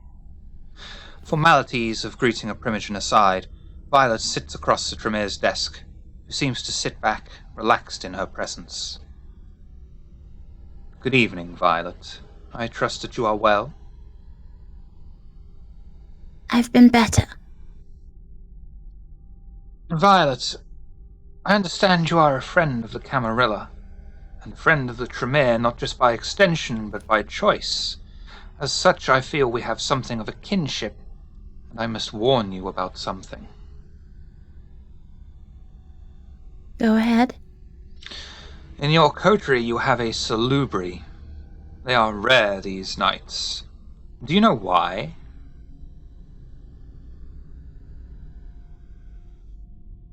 I haven't come across them very often, if at all, to be honest. They were thought destroyed. They have a history for being salacious and untrustworthy, which is why we hunted them to extinction. With the Camarilla's blessing, I may add. I wouldn't be surprised if Elias and his ilk are the ones responsible for this blood plague. Should he step out of line, or act suspicious, bring Elias to me, and I will do what needs to be done.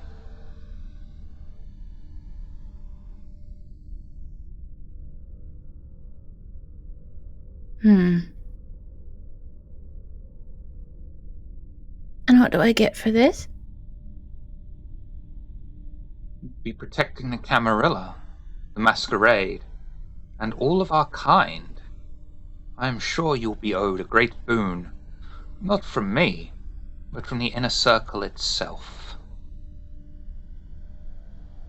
I want it from you.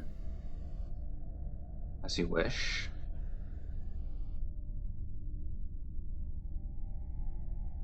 Keep a close eye on him, Violet. Get in touch with me as soon as you can if he so much as takes a step out of line. Very well.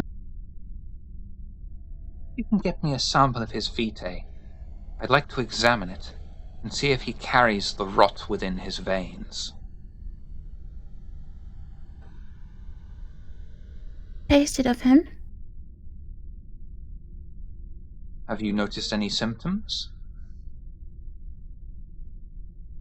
No. Be wary. Be very wary. Perhaps this disease is only passed through kindred as a vessel. As kine as a vessel, not kindred.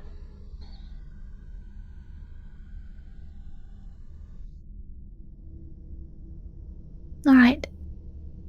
I'll do this for you.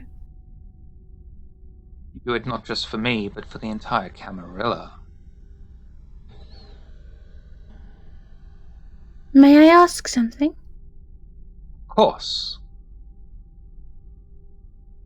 I require some research material. I miss having books around.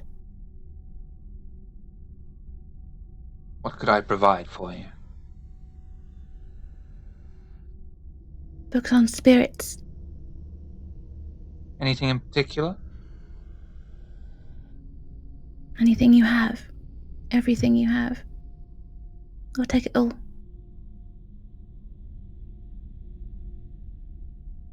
He'll sit back, and he'll spin his chair round, scan his fingers over the bookshelf before him, reach up and grab one of the thicker books, put it on the desk and pass it over to you.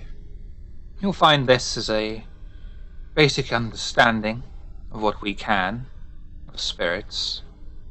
They are something of a mystery.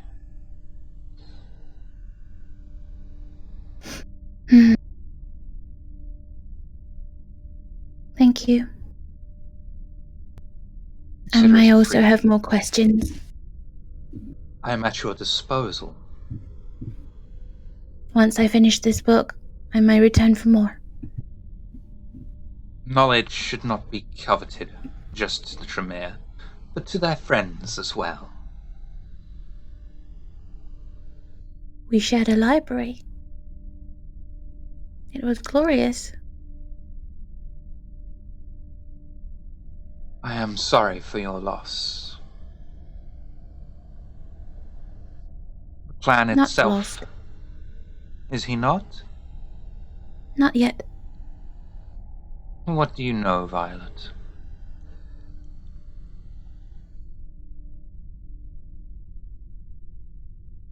Very little until I read your tomes.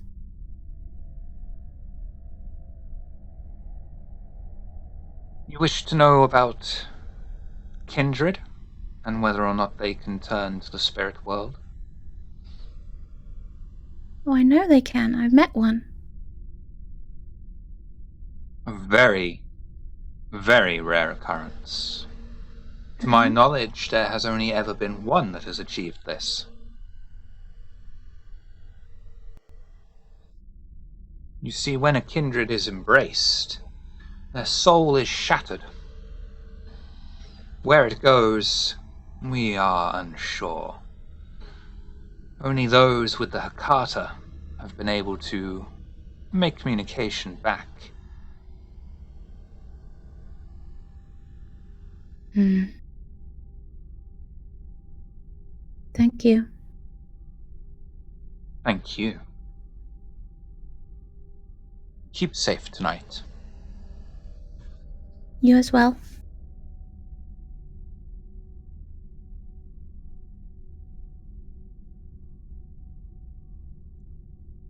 Meanwhile, within the coteries haven,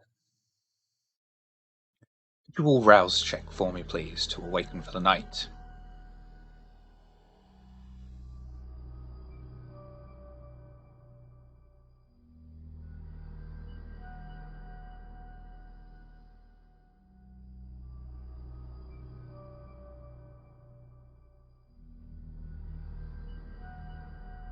Why can't I crit any other time? I technically crit with my last 2 rolls. Elias, you increase your hunger. Marcelina, could you rouse check to awaken for the night, please? Or anyone else that hasn't done so already?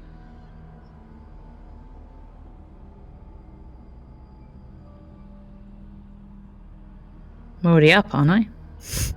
Yes. Mm. Lovely. The coterie proceed to meet together downstairs, taking a seat on the tatami floor of the front room, as the 2 ghouls busy themselves placing green tea in front of each of them. As the tea steams away in front of you, is there anything you'd like to talk about? Good evening, all. Hello. Is real quick, is Violet with us? Yes. She is. Okay. Okay.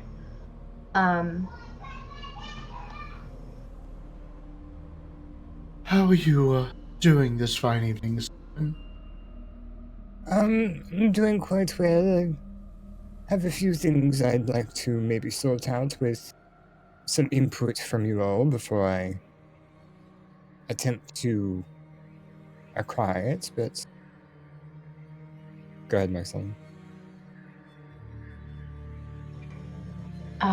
Marcelina is actually looking at Violet, thinking on the events of the night before, and she's just like watching her demeanor. How does Violet seem this morning? Very reserved. Not hunched over or in pain or anything, just thinking. Would you say that that's like kind of different than her kind of baseline when she's around the coterie? I guess what I'm asking is like, is she acting different than normal?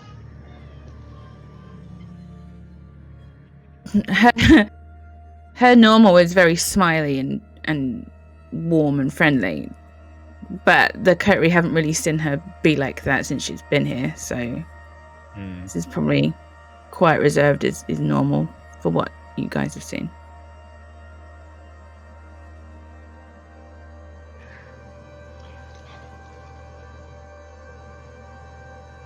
You know, it was an interesting thing. That ring that we got and my family is dealing with. It used to belong to Veraxis. Fascinating. It's just an interesting thing that was that I found out. That he sent us to not get it back for him, but specifically to destroy it. I can't help but wonder why that is. Does Yeah. does that mean Viraxis was the entity that was causing all that horrible pain and misery in that house? No, I believe Viraxis. Well, I guess to answer your question, not directly. Directly. Yeah. Not directly. Yeah. He was most likely the husband the spirit spoke so much about.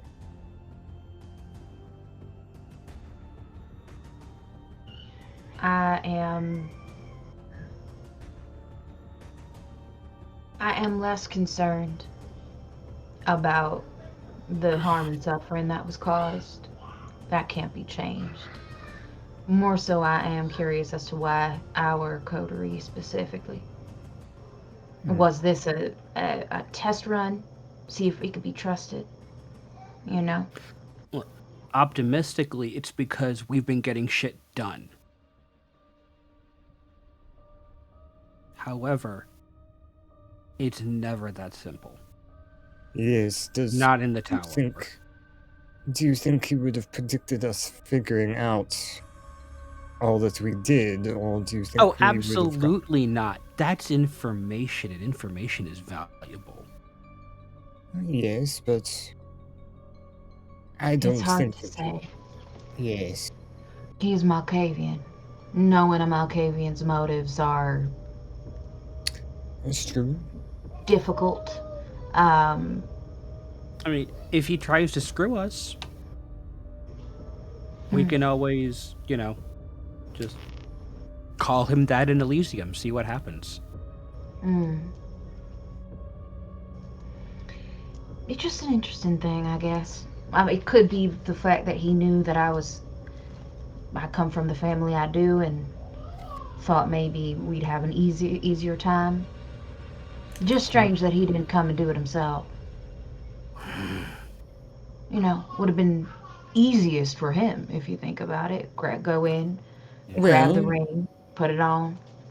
the other entity that you and Elias here encountered, it seemed to want to entrap him. Am I? Well, that's part of my kind of confusion of this. There was only one spirit in the house. The spirit, it's complex and I don't understand all of it, but seemed to be manipulating itself and its visage in order to keep someone in the house, and it decided to go after Elias. It was at one point hiding from me, as if it knew Yes. what I could do. Well, that's why I'm saying that's probably why Viraxon didn't attempt to himself. He was worried that whatever spirit was there would have tried to entrap him, which would have probably been much easier knowing that it was his wife. And she knew him a lot better than she knew Elias. Yes, Elias? Well, yes, I think your estimation sounds quite sound. I was just going to add, like Marcelina was saying with the ghost hiding, had the ghost appeared and stayed for some time, I could have used my sight to peer into its soul and its being, and maybe we could have gotten a read on how it was, what its emotional state was, and perhaps we could have helped it move on. But it never stayed long enough to study it. Yes. It was very vengeful. Seemed. It didn't deserve your mercy, Elias.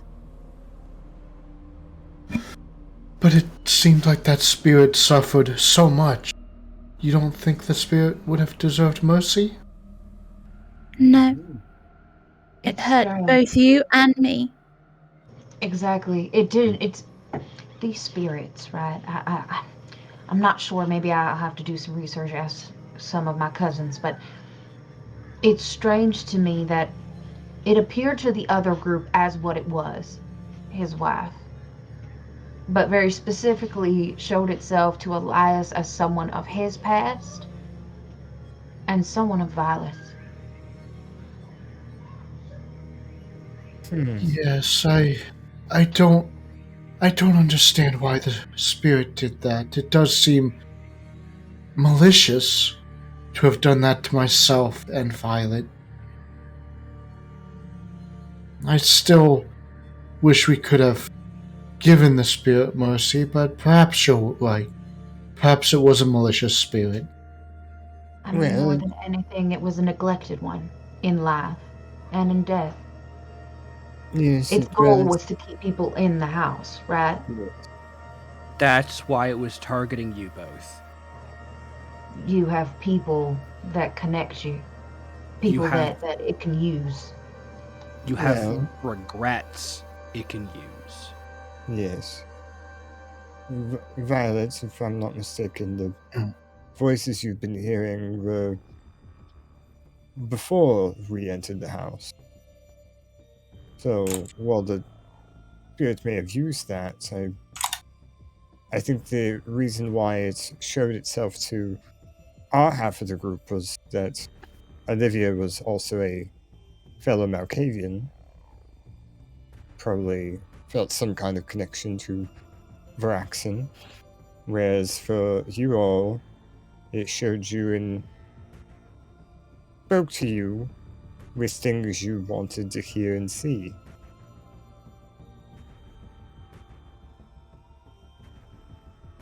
Exactly that, actually, Solomon.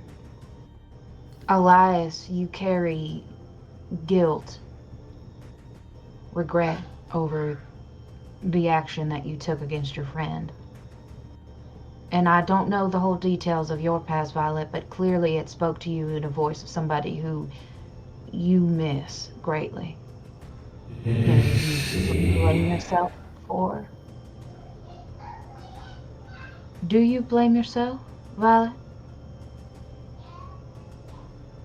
What? Do you blame yourself? Blame yourself.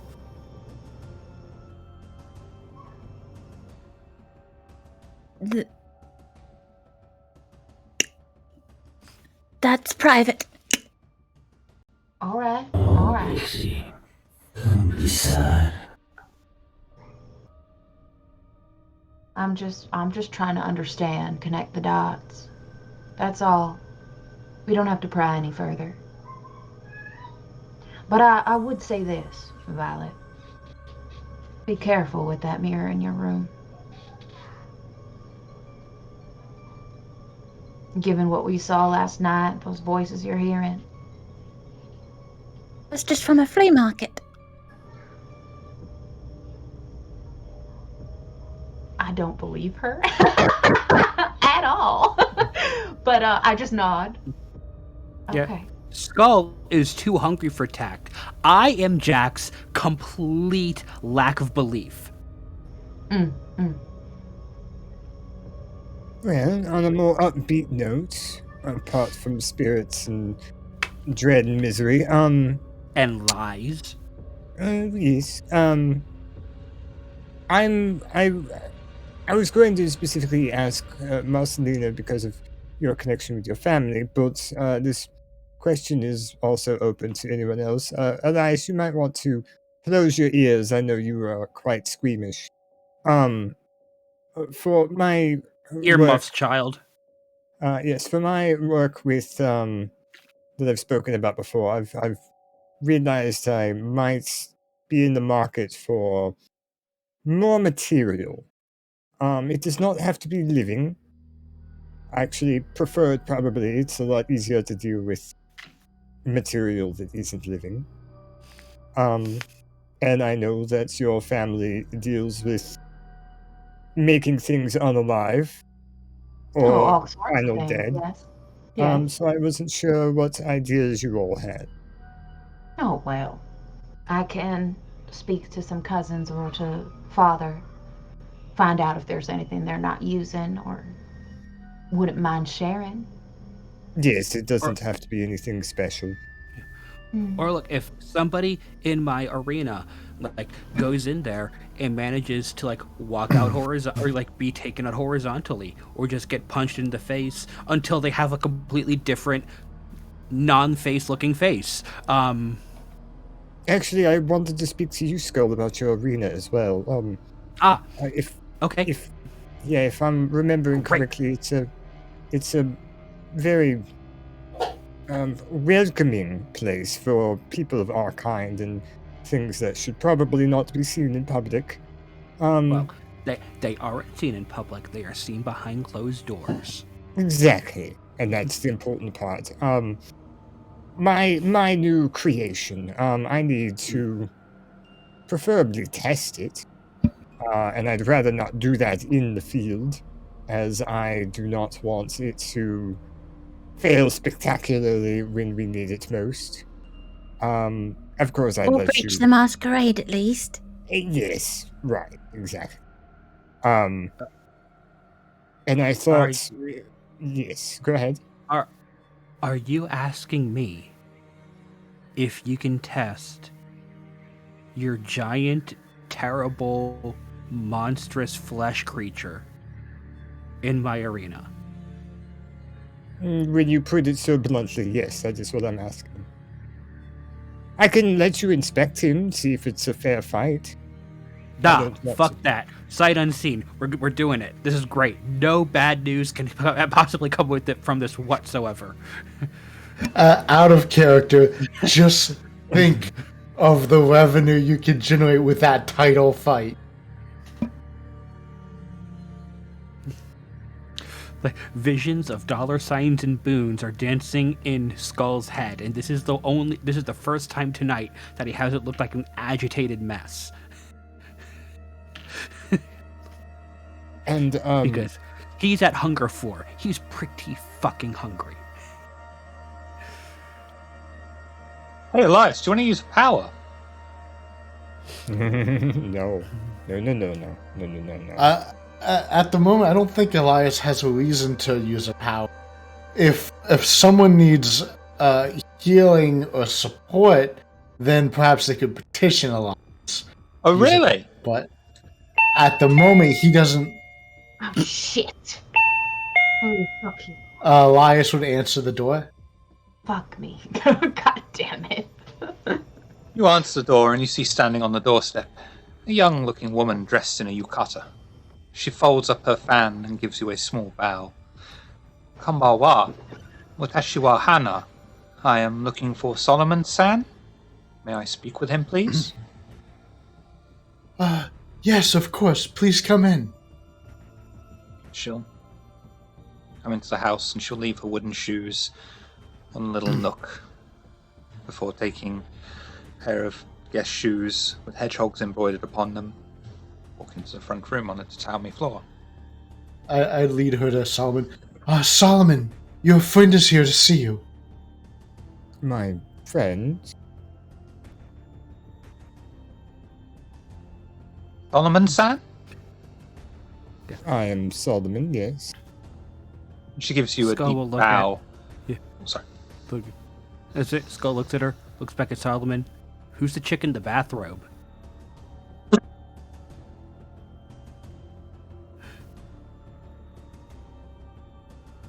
Sometimes everyone in this coterie is my spirit animal at various times. She gives you a deep bow. And she says, I am here to apologize to you. Moshiwaki arimasen. I understand someone of import to you was found in the country club. I do not know who is responsible for this, but I have a location you should check out if you wish to search for clues.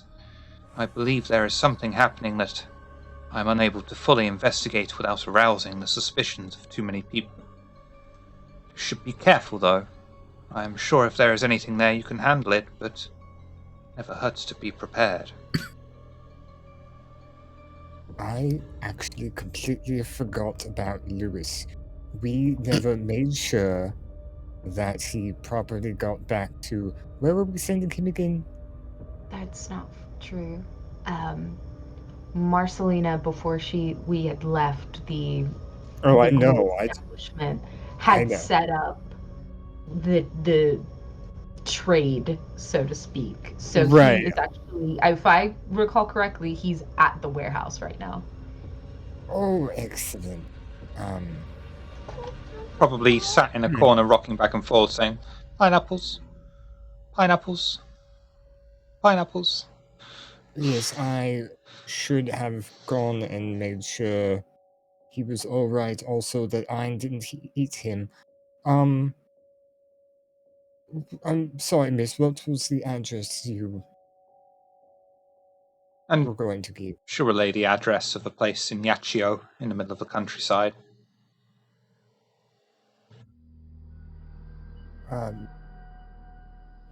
Domo arigato, miss. Did I say it right? And she'll just look at Violet as if... Yeah, did I say it right? No. No? No. No. Yeah, No. no. Overpronounced.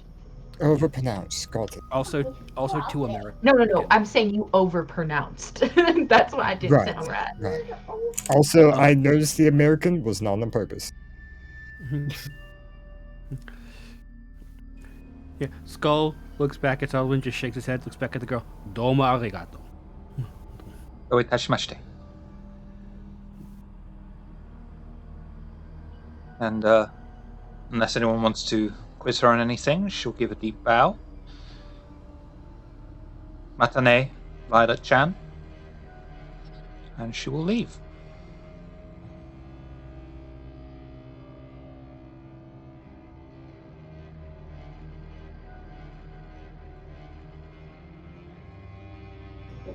We need to establish a rule, Elias, that people come to the door, especially people we don't know, don't let them in the house.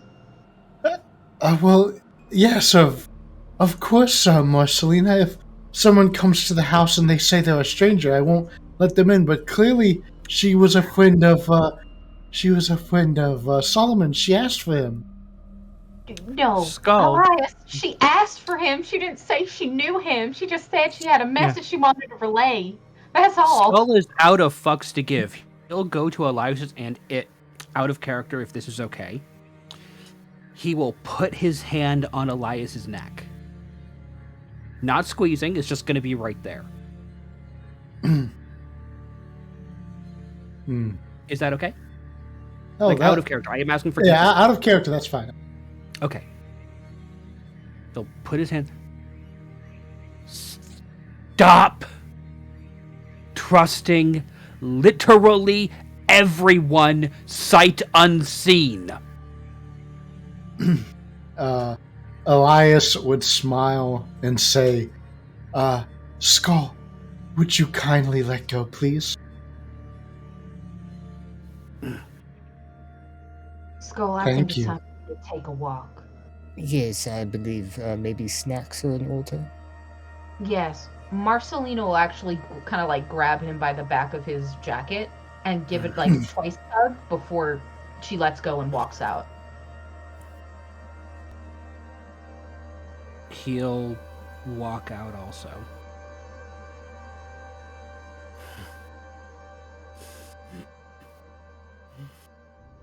She pokes her head in real quick. We'll be right back, and then we'll actually leave the house with Skull.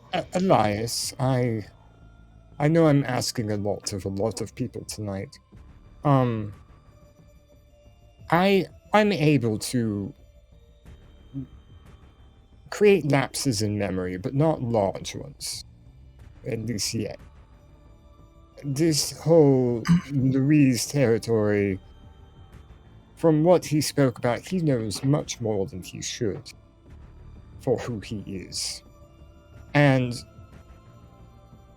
I don't like grooming anyone that I do not plan to use in the future for some other purpose, so I would prefer not doing it to him, but to keep him away from breaching the Masquerade. I was wondering if there is any way you might help me convince him that a lot of what he's seen is not true. Yes, of course, Solomon. I'm sure helping to ensure he remembers things correctly would be advantageous to his safety, and I'm very much in favor of helping him stay safe and living his best life by ensuring he remembers events correctly as he should.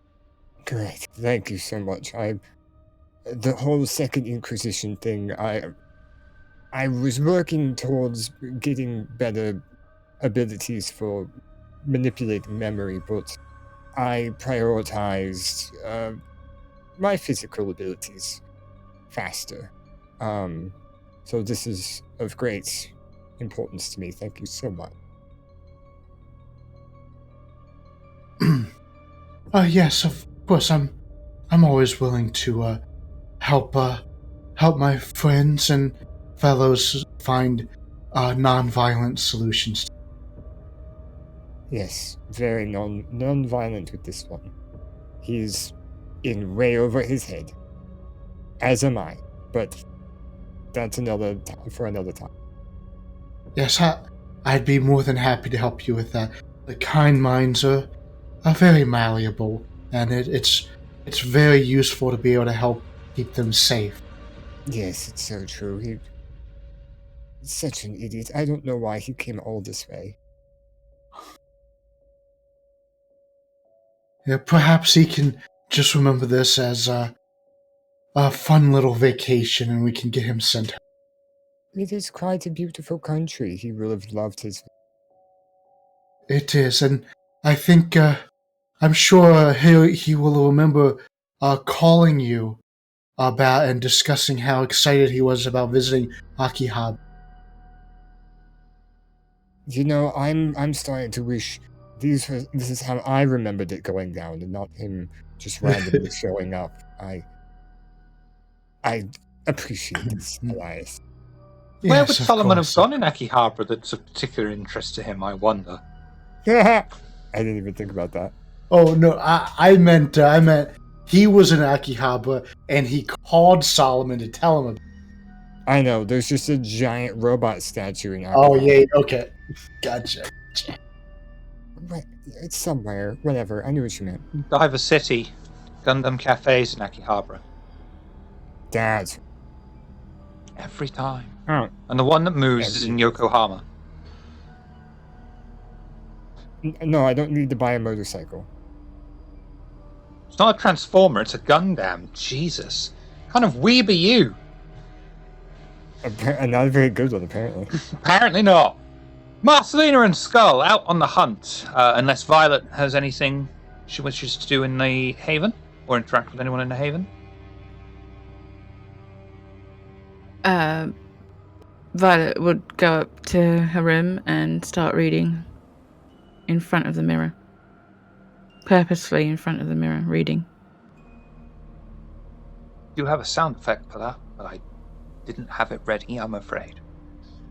But you will hear the voice of Lantre asking, would you like to go and read? That was always our thing, as you're reading. Violet will answer back. And, I liked our books better. You will not hear the voice say anything in return. No, but that she says it out loud. I know. Marcelina, Skull, out on the streets of Unakita, looking for some pliable, easily taken mortals. As we're sort of skulking through the shadows, I imagine. Yes, very. Marcelino will go. What was that?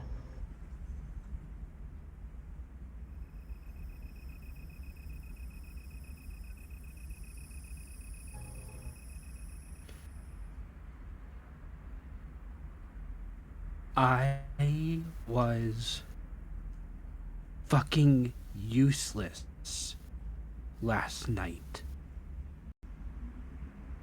I see. And unless I do something to change that, Things like Elias just bringing people into our fucking haven I don't is disagree. can easily just be inviting something I can't help deal with. I can't let that happen. All right, well, I can't let that happen to the coder. I can't let that happen to me. I can't let that happen to any of us. okay, look, I understand, and I agree. Elias is very trusting when he shouldn't be. But he's different from us. He's not built the same way that we are. You know that. All we can do is advise him and deal with the problem after. Now, when it comes to you in a matter of usefulness, you are quite useful. But you can't do everything, Skull. We all have our part to play. All have our things that we can do. But that can change. What do you I mean? don't have to do everything. But I need to be able to do something.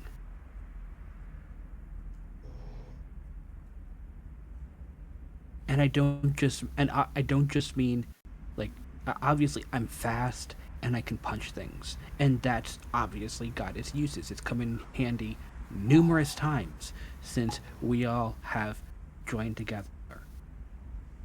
But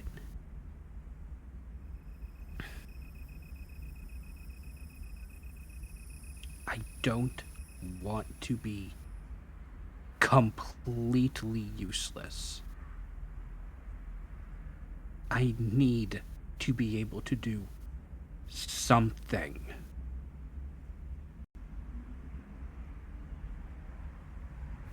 In a situation. Marcelina kind of throws her hands up a little bit, kind of like she's trying to search for what that thing could be. Before she says, well, what is it that you need?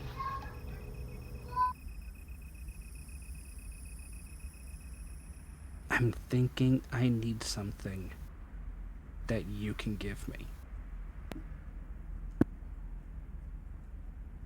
She quirks a brow, but says nothing.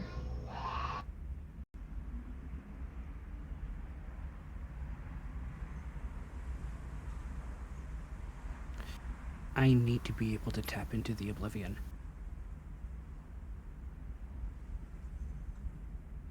I need to be able to do something about seeing them or finding them, even if I can't fight them. Because then I'll still be useful.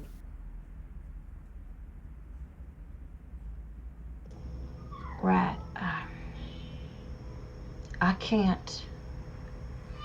I can't help with that. Why not? I have loyalties for the family. That includes the gifts they gave me. But I can put you in contact with those who are far more capable than I am. They'll give you more. Right now I don't need more. I just need to get started and... Marcelina, you're the one I trust. I don't know them. I know you. Look, your first mistake is trusting me. You know you shouldn't. You know exactly what I do and who I do it for. You know I know. better.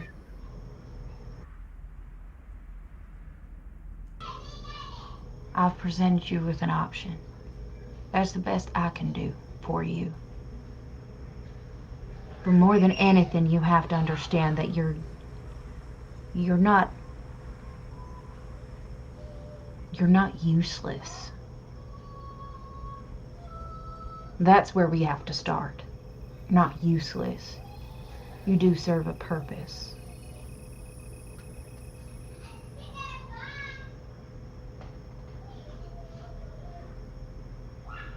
If you want to be able to see, I can put you in touch with my cousin.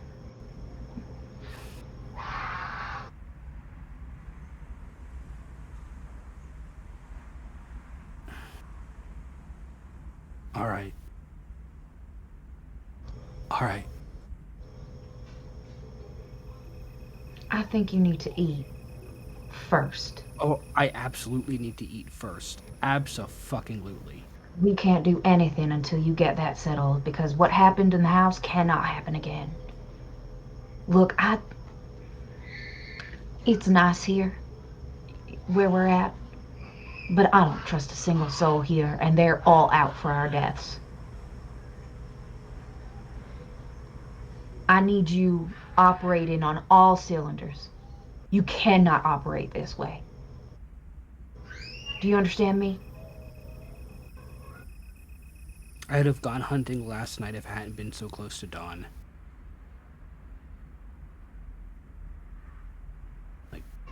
All right then.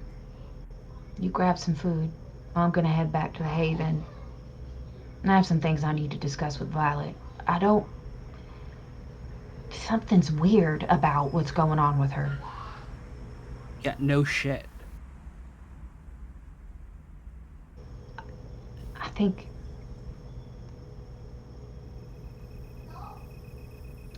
think it's strange the way she came to us.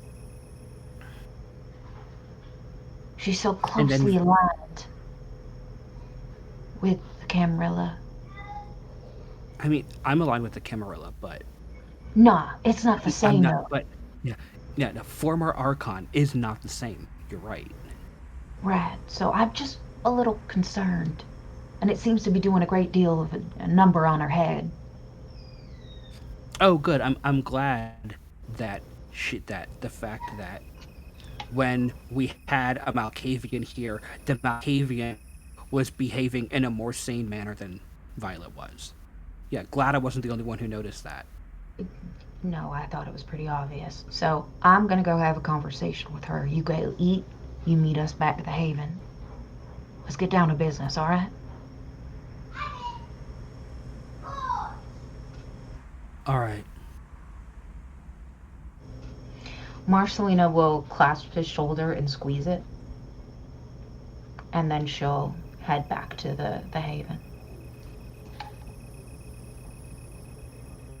Go. Hunting time.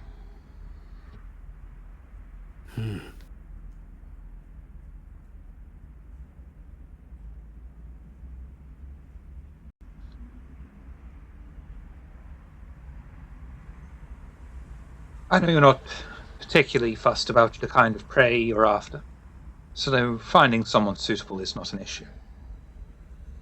And you'll be able to, not too long, come across a somewhat older lady out walking her dog.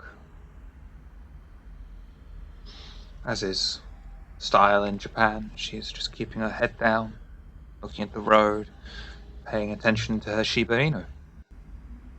What would you like to do? Do not kill that dog, I'll never forgive you. That's the dog killer.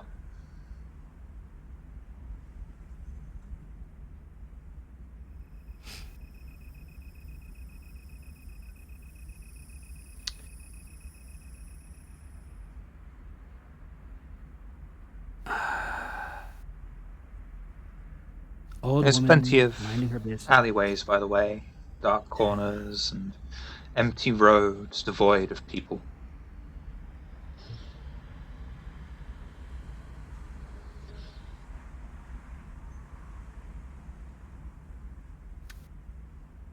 I am going to grab that woman. This is going to end up probably getting a little bit graphic. Go on. Heads up. Okay. I am going to go up behind that woman, grab her around the mouth, and half pull, half drag her into an alley. Yep. You'll be able to overpower her, no sweat. And then I am going to bash her head against the wall. Again, any kind of resistance she could put up would be nothing compared to Skull. Mm-hmm. Are you...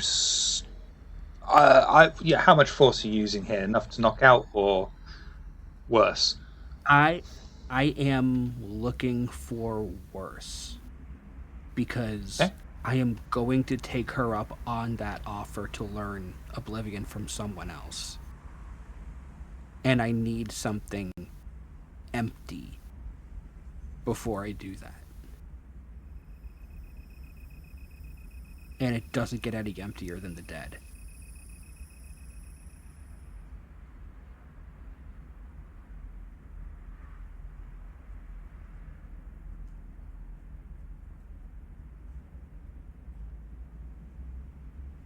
That's an interesting proposition.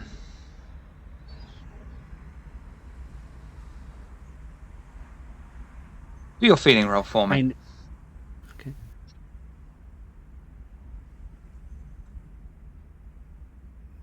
We'll let the dice decide.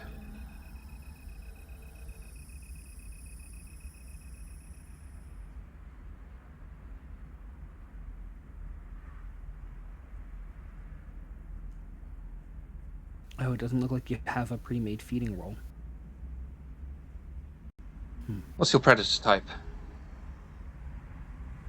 Extortionist. In that case, do strength and brawl instead. Okay. You'll be able to forgive the wording here. Smash that roll.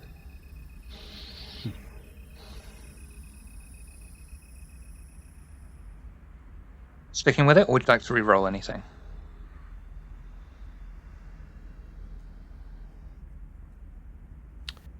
I'll re-roll the failure.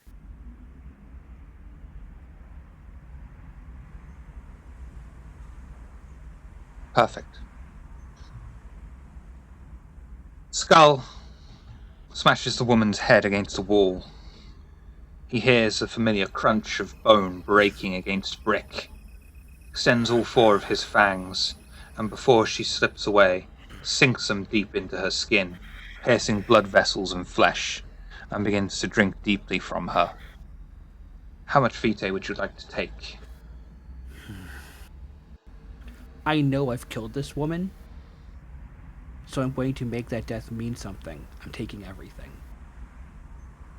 As you drain the woman of every single drop of blood in her body, you feel invigorated. You may slake 5 hunger down to 0, but you will take 2 humanity stains. And that is enough for you to have gained the correct resonance to learn Oblivion. And now I'm going to carry this woman, and I notably did not use Brutal Feed. Mm-hmm. I am going to use Daunt because it's free, and I'm going to carry this woman back to the Haven for disposal. Hey Solomon, I got you something. Oh, yeah. Are you gonna knock on the front door? You make your way back to the Haven. I expect Skull's got a key, to be honest with you. Yeah, he'll let himself in. Yeah, but I like Skull the would idea have of him a knocking on the door. skeleton key, thank you. A skull key. If we get him a crown, Okay, he's Skull King.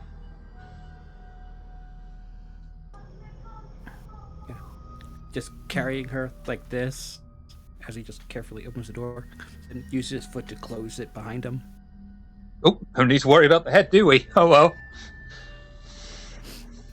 Oh, no, he did worry about the head because he doesn't want stupid-ass Kine getting all curious. Right across, like, we're like right at the finish line. So he carefully brings her in, closes the door. Like, Solomon, I got you a thing. Oh, I was expecting maybe in a few days or next week. I appreciate your agency. her getting in this condition benefited me too. Very well. I'd say probably bring it with us to the warehouse. Did we? I know Violet walked away. I imagine Elias and Solomon have just been in the kitchen, just talking or whatever. I wasn't sure if we were going to go to the address the woman gave to us first or the warehouse. I will leave it up to you all. Well, if we don't know where we're going first, maybe I should get a big tote bag so that I'm not just carrying a person. Elias would deflect his gaze a little bit and say, "Oh, that's horrible that you found her in such a state. I think she's bleeding from her head. Hopefully, you found justice for whoever did that to her." Something like that. Where did Marcelina go? You guys would know that I went up to Violet's room when I got back.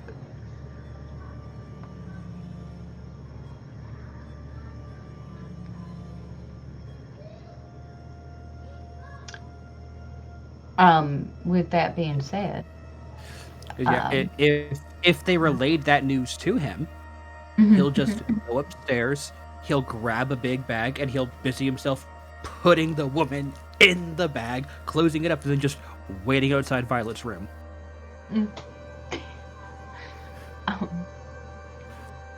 If allowed. New meaning for hand luggage. Yeah. If we rewind a little bit, Marcelina would have knocked on the frame of Violet's door. A quick knock and then say, "Violet, it's Marcelina. Can I come in?"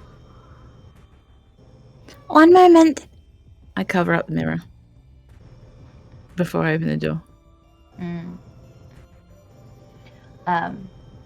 Can we talk? Of course. Oh, great. And Marcelina will take a step into the room.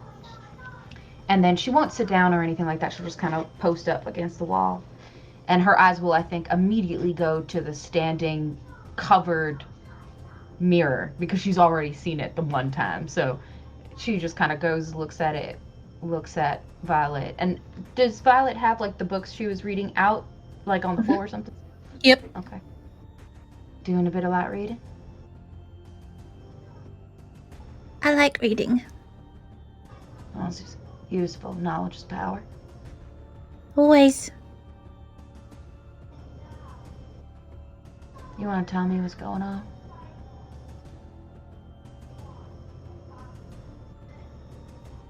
Yes. But I require you not to speak of it to the others. No, I can do secrets, darling. That's not a problem. Yours will be safe.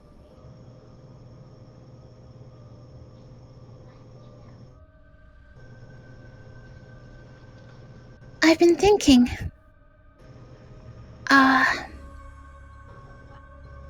That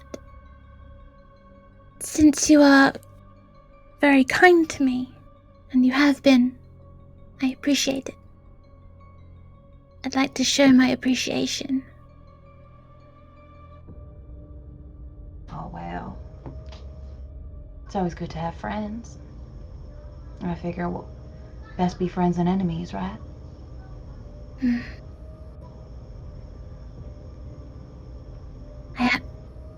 I've survived a long time making good friends.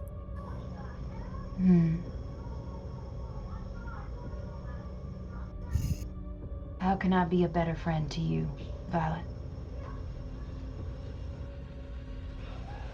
I require an audience with your head of your clan. That can be arranged. I know I would make them nervous. Yeah, you'd be surprised. Well, Being a former Archon does tend to make some people nervous. Points downstairs. I won't lie to you, made me a little nervous too, given what I do. But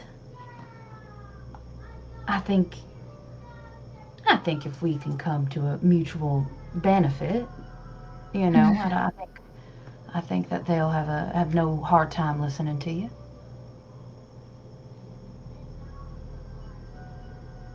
I know you find it difficult to feed. I will help you. I will hunt with you. I will keep you safe while you do it. I will be your very own bodyguard. Marcelina is staring at her very intently, not blinking.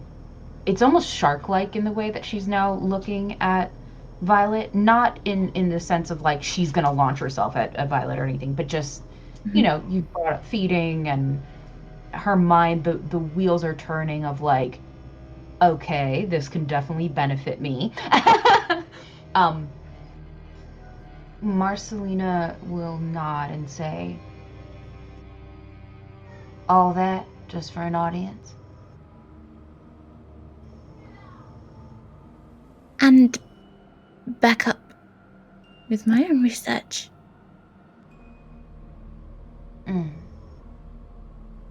Also very useful. All right, then. I'm old. Marcelina, Yeah. I am old. Older than all of you put together. Right. Older than most in the city, even. It's handy to have me by your side. And I will be that for you for as long as you want me.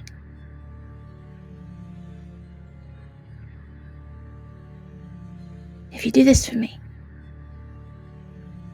I have only one question, you see. Because there is nothing more important to me than my family. You understand? I know you seek audience. I know I'm willing to make that connection for you. But I do need to ask. What do you want from them?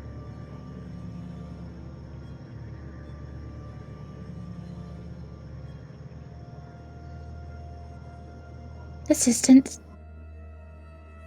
I won't hurt them. I need their help.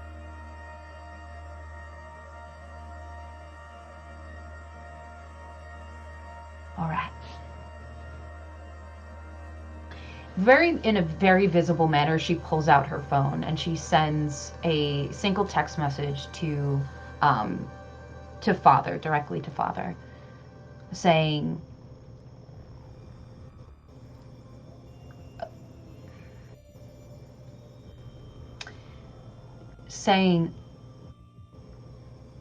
close friend is seeking audience with you. And just that. You'll get a reply nearly instantly. Daddy wants to know who. Which cousin am I speaking to? No. The response will be,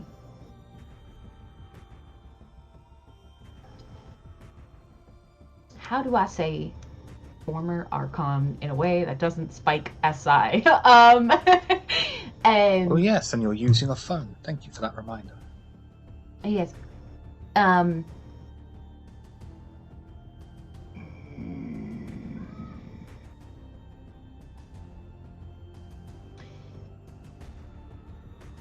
Would the family, I'll ask the SG this, would the family have a special word for an important person within the Camarilla?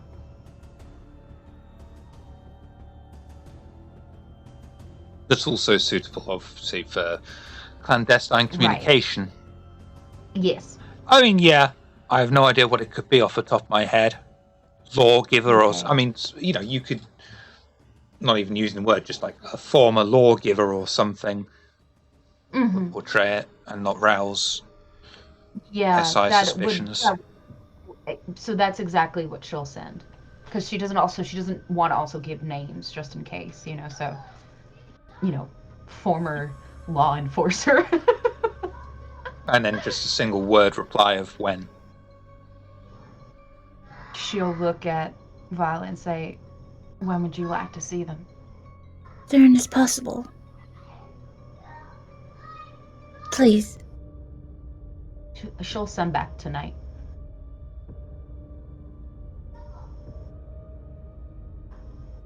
Be here in 10 minutes.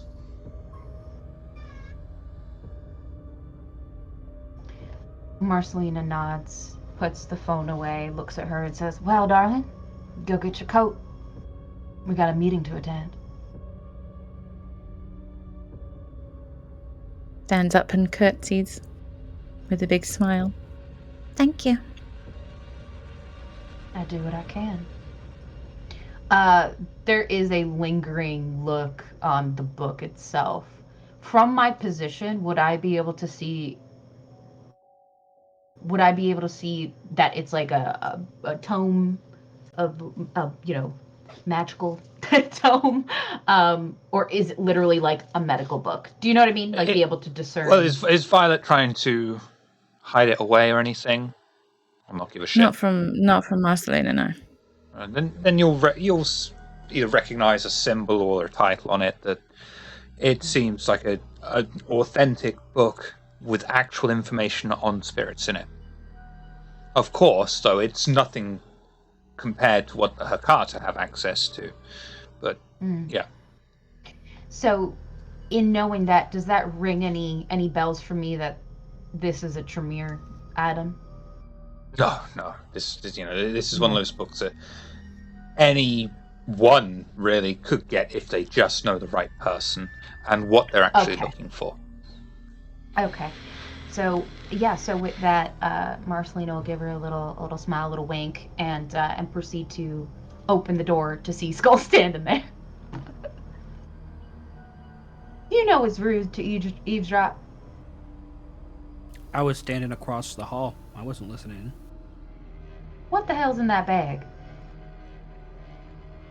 Is that a gift body? for Solomon. Oh. He made very short work on my request. It was quite exceptional. I decided to accept your offer of finding someone else to do the job. Wise. Me and Violet have a thing we gotta do real quick. A little meeting we gotta go to. Mm-hmm. But we can meet y'all at the warehouse if that's where you're heading next. Sure. Good. Come on then, let's go, Violet. Mm-hmm. And off me and Violet go. I take the people carrier and everything. Just kidding. Me and her are gonna go through like an Uber. We call We them got a lot more Vubers the people. here because we don't want to encroach copyright. It's a Vuber. Oh, a Vuber, sorry. A Vuber. We'll take that rather than taking the people carrier if they need it. Yep. And you will arrive just a few moments later at Hachioji Shrine, guiding Violet up the concrete slabs once more and into the dense, overgrown trees and grass area into the center, surrounded by various Shinto shrines. The man is there to greet you as you walk in. He gives you a deep bow and turns to Violet and nods his head. You have requested a meeting with Father? Yes. Are you prepared for what you may see? Yes. Are you unarmed? Do you wish to check? He doesn't want to sound too enthusiastic, but yes. Marcelina's smiling at this interaction. If it gets too close, she'll click softly in his ear and just to freak him out a little bit. And, unless you are carrying any weapons. Nope. Then he will just give you a nod. A gesture. It's one of the pagodas nearby. It's not a grand pagoda. It's only 2-3 floors high. Stories. I don't know what they call them. Tiles. Forgive my ignorance. And gesture for you to go inside. You walk inside. And to Marcelina, she sees a familiar long table that accommodates a family, with father sat at the head. Unlike almost every other time she has arrived, it seems as if every member of the Hakata is lined up against the wall. Various members, some wearing skull masks, others looking like corpses. Various other intimidating figures stand behind him, as if a show of force or to show off. Vias is gestured to a chair at the opposite end of the table, and Marcelina is encouraged to sit next to father. She does, in fact, automatically. Marcelina pretty much like leaves Violet to go to father's side, and she sits down, gives him a deep bow, and even like will grab his hand and kiss his knuckles before she sits, very prim and proper as she was taught. Can I roll some sort of etiquette or something just to know the best way to approach and conduct myself in the Hakata's presence?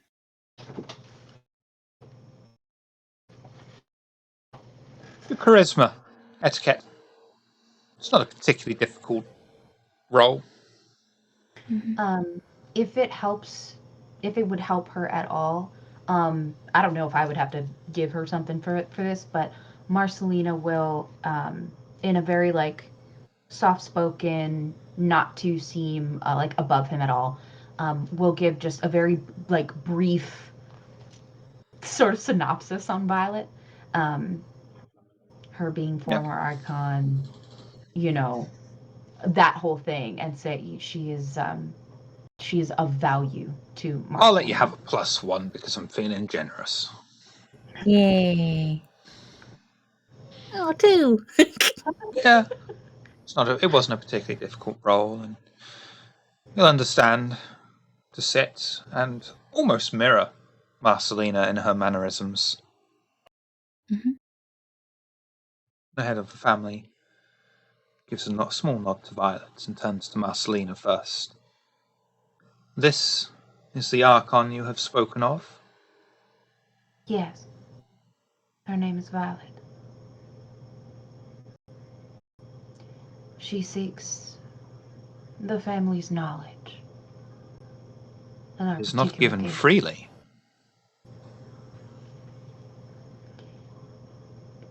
She has offered to become a personal bodyguard when I am feeding, but more so also a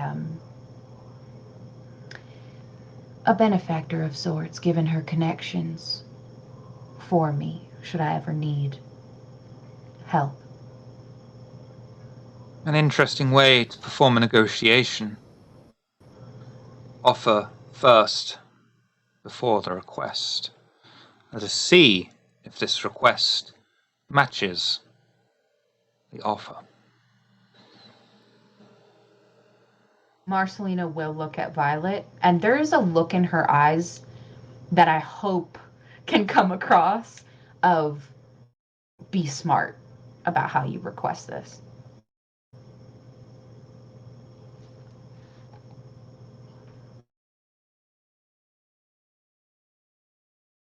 That's a good start.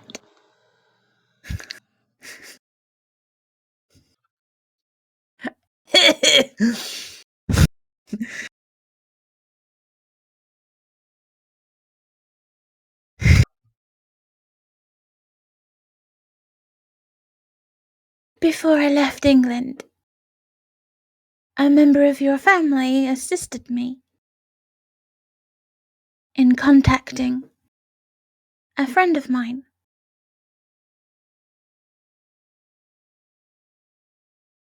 I was warned it would be addictive. I wish for a solution to continue communication. You wish to fuel the addiction. In a matter of speaking,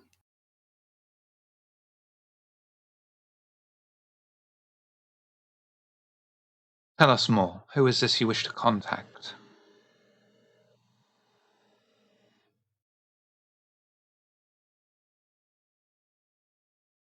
my friend,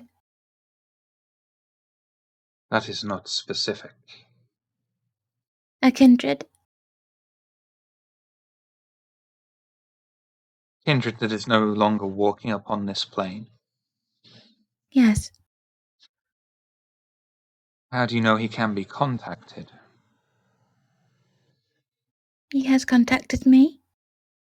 And you'll just hear all the Hakata behind him starting to whisper.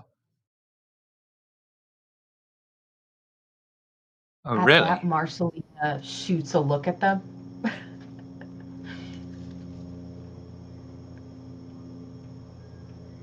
Such a thing has only happened once, and it was within someone of our clan.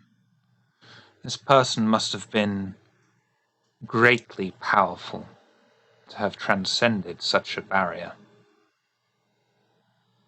They were, yes. What generation? And of what blood? ST, do I know if that giving that information is dangerous? I mean, normally it would, but he's dead, so no one really gives a fuck.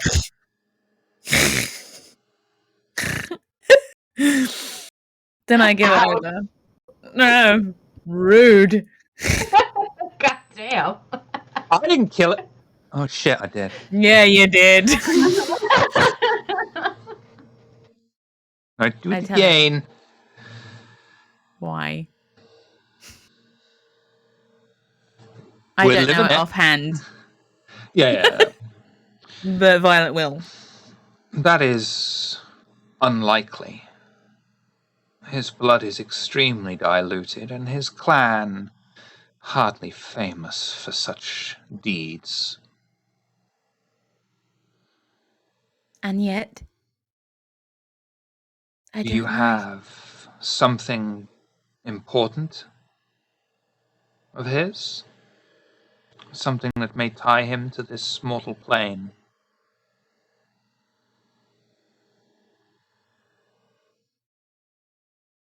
Yes, What? Probably. I'd assume We that you has- would have taken it with you. Yes, I did. do you need it? We can see if it's even viable. It is precious to me. It would be more precious to him, I'm sure. That's why it's precious. Then what is it, child? Show it. And what is it? I was gonna say, for my edification, what is it? Pair of Union Jack underpants. Yeah, look at him. It was over this the Rubik's Cube or the book, right? One or the other. Yeah. The little things we would help each other with. Yeah. Yep. One of those.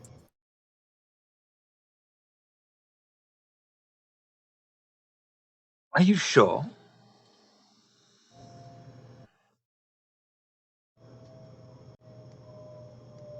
Clarify. It is as blank as any other kindred. Soul is not Can- bound to this item. And from what we can see, it is not bound to you. It couldn't be bound to you.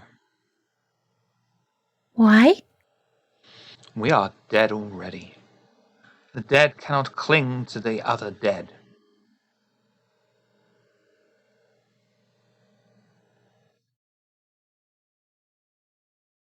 Then what is it I hear?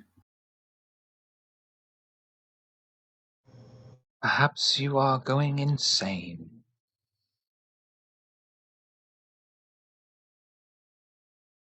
I am no Malkavian. Malkavian would at least have clarity and not seek us in order to communicate with the voices it hears. If I may, Father. Yes, cousin.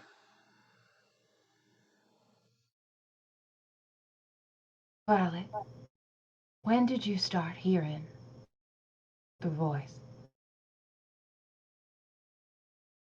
Shortly after he died. It's R. Esti, would I have any knowledge just in my training, especially since my focus is to kill kindred, and in my own experiences of nightmares and such, um, to know what could happen to a kindred that would have them, like, other than just a general madness, right? That would have them hearing like a specific voice, especially one so specific as what Violet has been explaining.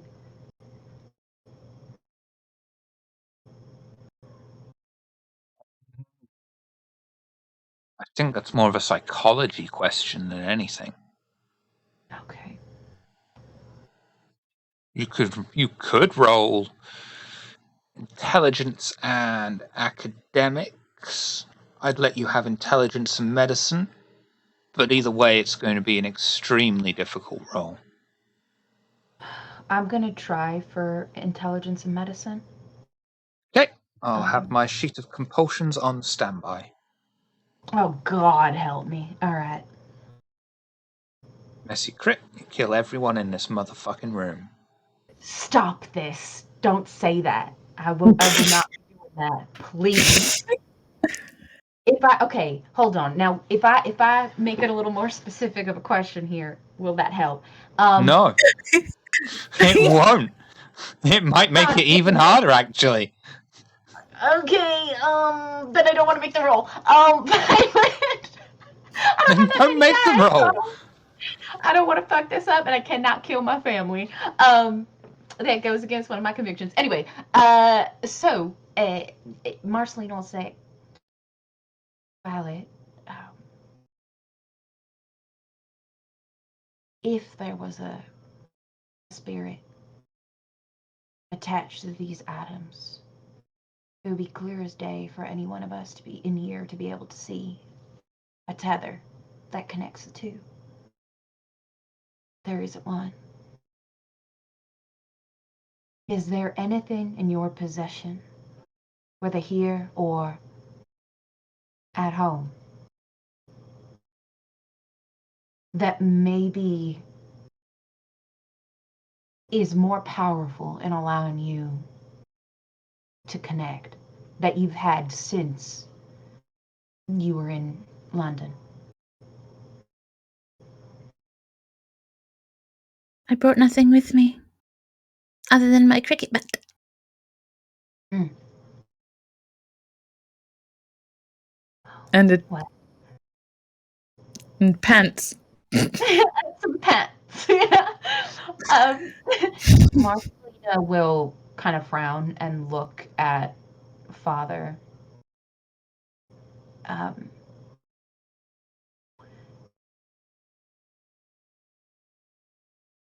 Do we have anyone here that perhaps can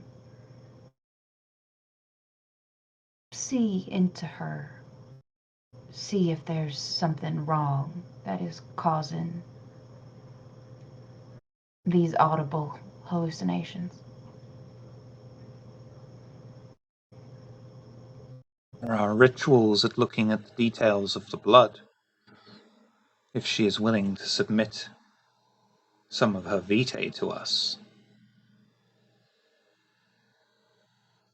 Marcelina will look at Violet and say,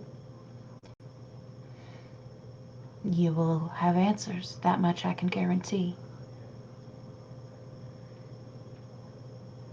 And there's a genuine expression on her face. There's no like conniving happening. She's very much like, it's an option, you know.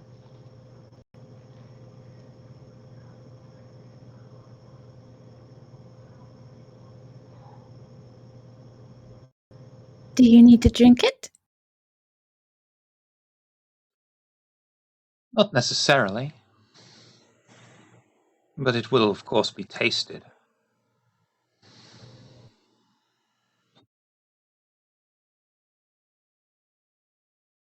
By whom? One of our alchemists.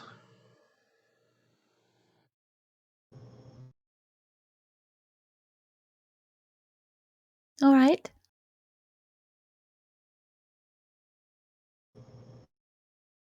If I could do the Grinch smile right now, I would.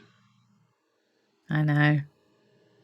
Marcelina's staring hard at Violet right now. Real hard. And one of the family will just proceed out of the line with a large flask. Place it before you.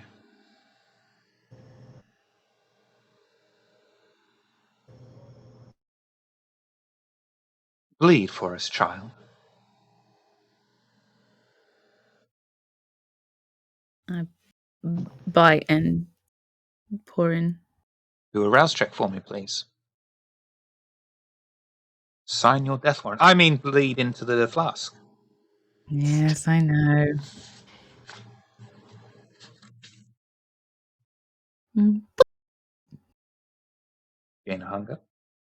Mhm.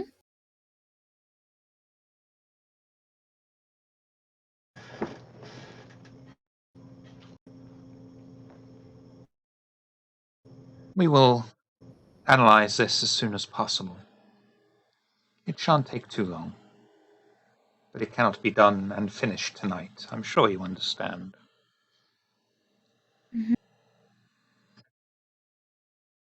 When will I get answers? If not tonight. The next time we have a session. The next night. Could be 1 week, could be 2, could be 3. Depends on your availability.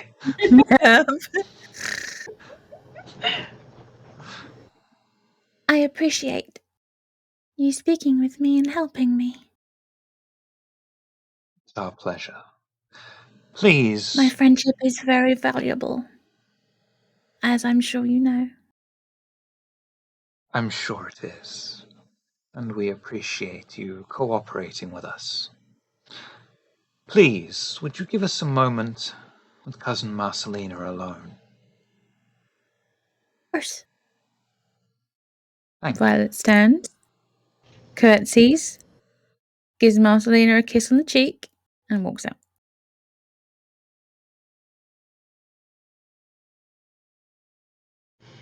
Well, she's fucking nuts!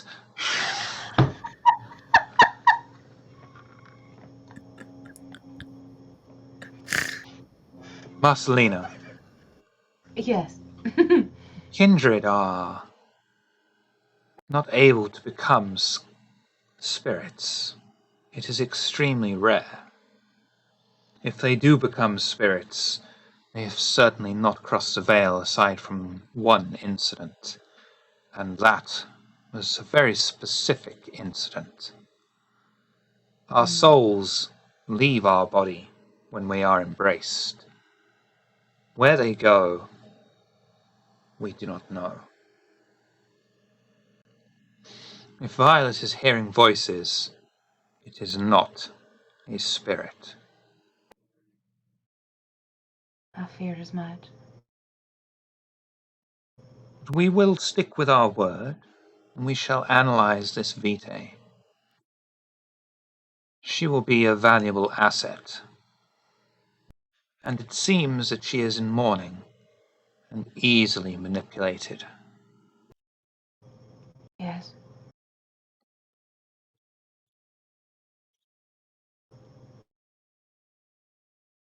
I fear hear that she's not well. Yes. That would be an accurate assessment. I recall in our mission what brought us here to begin with. One of the symptoms is a kind of madness.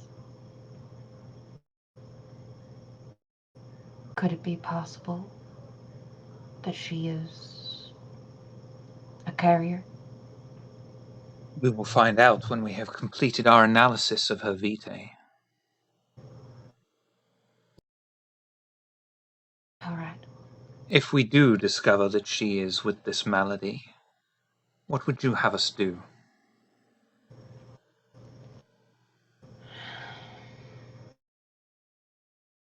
We deal with it as we always deal with such problems, Father, but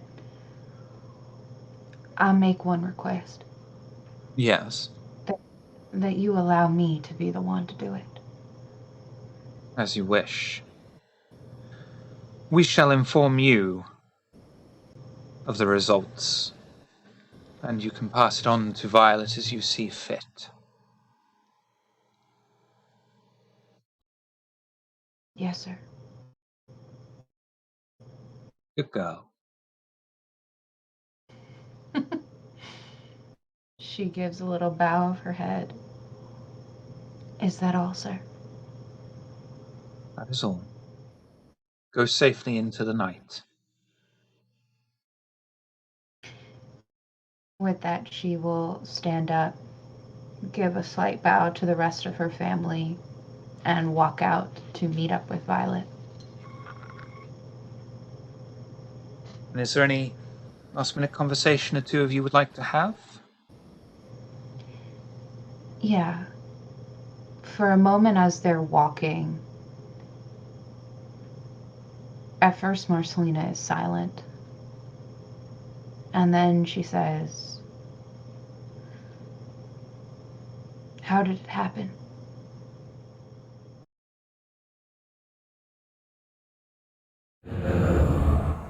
Is live.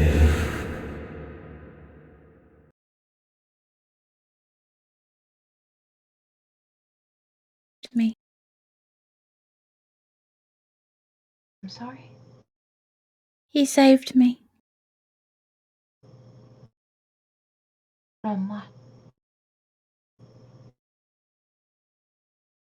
Other kindred? Mm.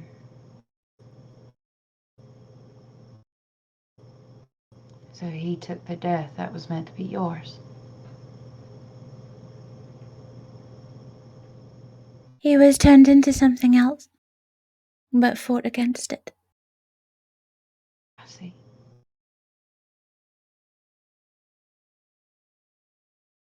He was my best friend for over 100 years. He belongs with me.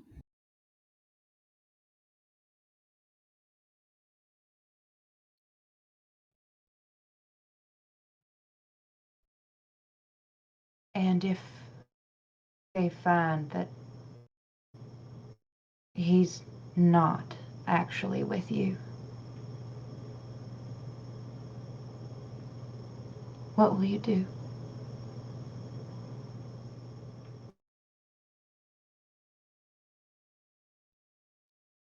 Cross that bridge when I come to it. Well, at least you won't cross it alone. And she'll give her a little nudge with her elbow. He leans her head against his shoulder. Because Violet would probably be shorter. Yeah. Yeah. And yeah, I think they would just go walk silently into the night. Mm-hmm. And on that note, we shall call it an end to this week's Nihon Nights. Thank you all for coming and watching. Thank you for coming and playing. Skull! Oh yeah, oh shit. Jumping way ahead of myself. All of our players make use of the V5 unofficial player's guide from our good buddy Bully. Table Goth. Blah, You blah. can find that on the Storyteller's Guide, Storyteller's Vault, sorry. Here. It's very reasonably priced. It's an incredibly useful book. Please pick it up. It's packed with merits, flaws, and even some new disciplines. Skull! Who are you? What do you do? Do you do things? Let's find out. Good evening, everybody. I am Comic Book Joker. You can find me on Twitter at Camarilla Shadow. You can also find me at the Cajunites Discord server, where we play Vampire the Masquerade 5th edition in a play-by-post format, as well as live games. We also have homebrews that allow players to play Werewolf the Apocalypse, Mage the Ascension, and Changeling the Dreaming characters, all in a V5 style game system. You will also be able to find me tomorrow only at McStabber Studios, where I will be in their one shot for Paranoia. Lastly, when it's like at the RPG table, when it comes back on, you may well still see me there as well. Plus, I will be starting a game or two there in the near future. More details to come on that.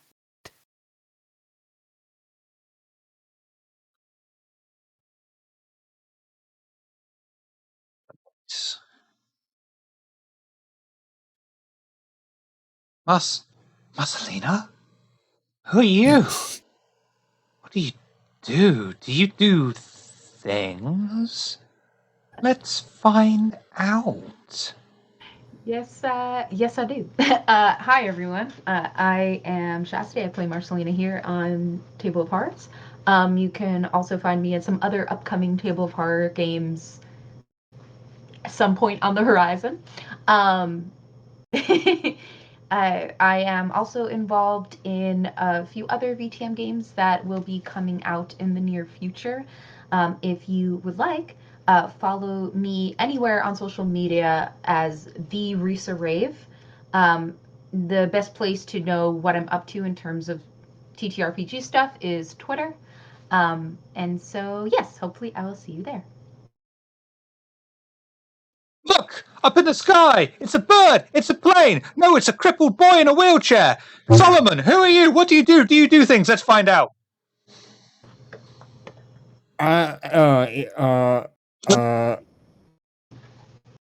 was gonna feed into that, but I lost my place. Yeah, you can follow me practically everywhere at Nitro Type at. I don't really have much going on for myself, but I will advertise the fact that we have a play-by-post thing on our Discord server as well. Shiver and Miss Hearts have been running that. I know if Miss Hearts hasn't been able to join us here, but she's doing an excellent job STing in the play-by-post section. So if you want to do that, or you have friends that are into play-by-post stuff, send them our way. Let the STs know, and there's a section in the rules channel on our Discord on how to apply for the ability to play. So yeah, go check that out. You know the voice you're getting, Violet. My favourite. I'm ready. Who are you? What you doing? What you doing? You use coriander? Don't use coriander for rice. What you do? Where we find you? Who are you? What you doing? Hi, I'm Lady Dark Scarlet. You can find me with Queen's Court Games now. We have really cool VTM podcasts.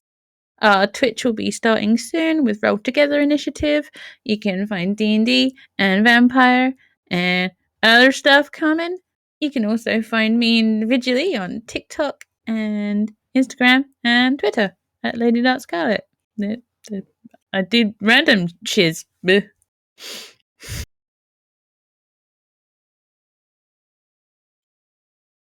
Elias, honey. Who are y'all? What y'all do? Let's be finding out. Yes, my name is Noscavian, and I play Elias every Friday on Table of Horrors. Wonderful. And that was this week's Neon Nights. Thank you for coming. We will go a raiding on Wowzers. We'll be back next week. Another episode of Nihon Nights. I think that's all in the immediate future. Check out the links down below for Twitter, YouTube Archive, and anything else you so wish. Thank you for coming. We will see you next week, but of course we can't go until Marcelina says a line. Stay tasty, y'all.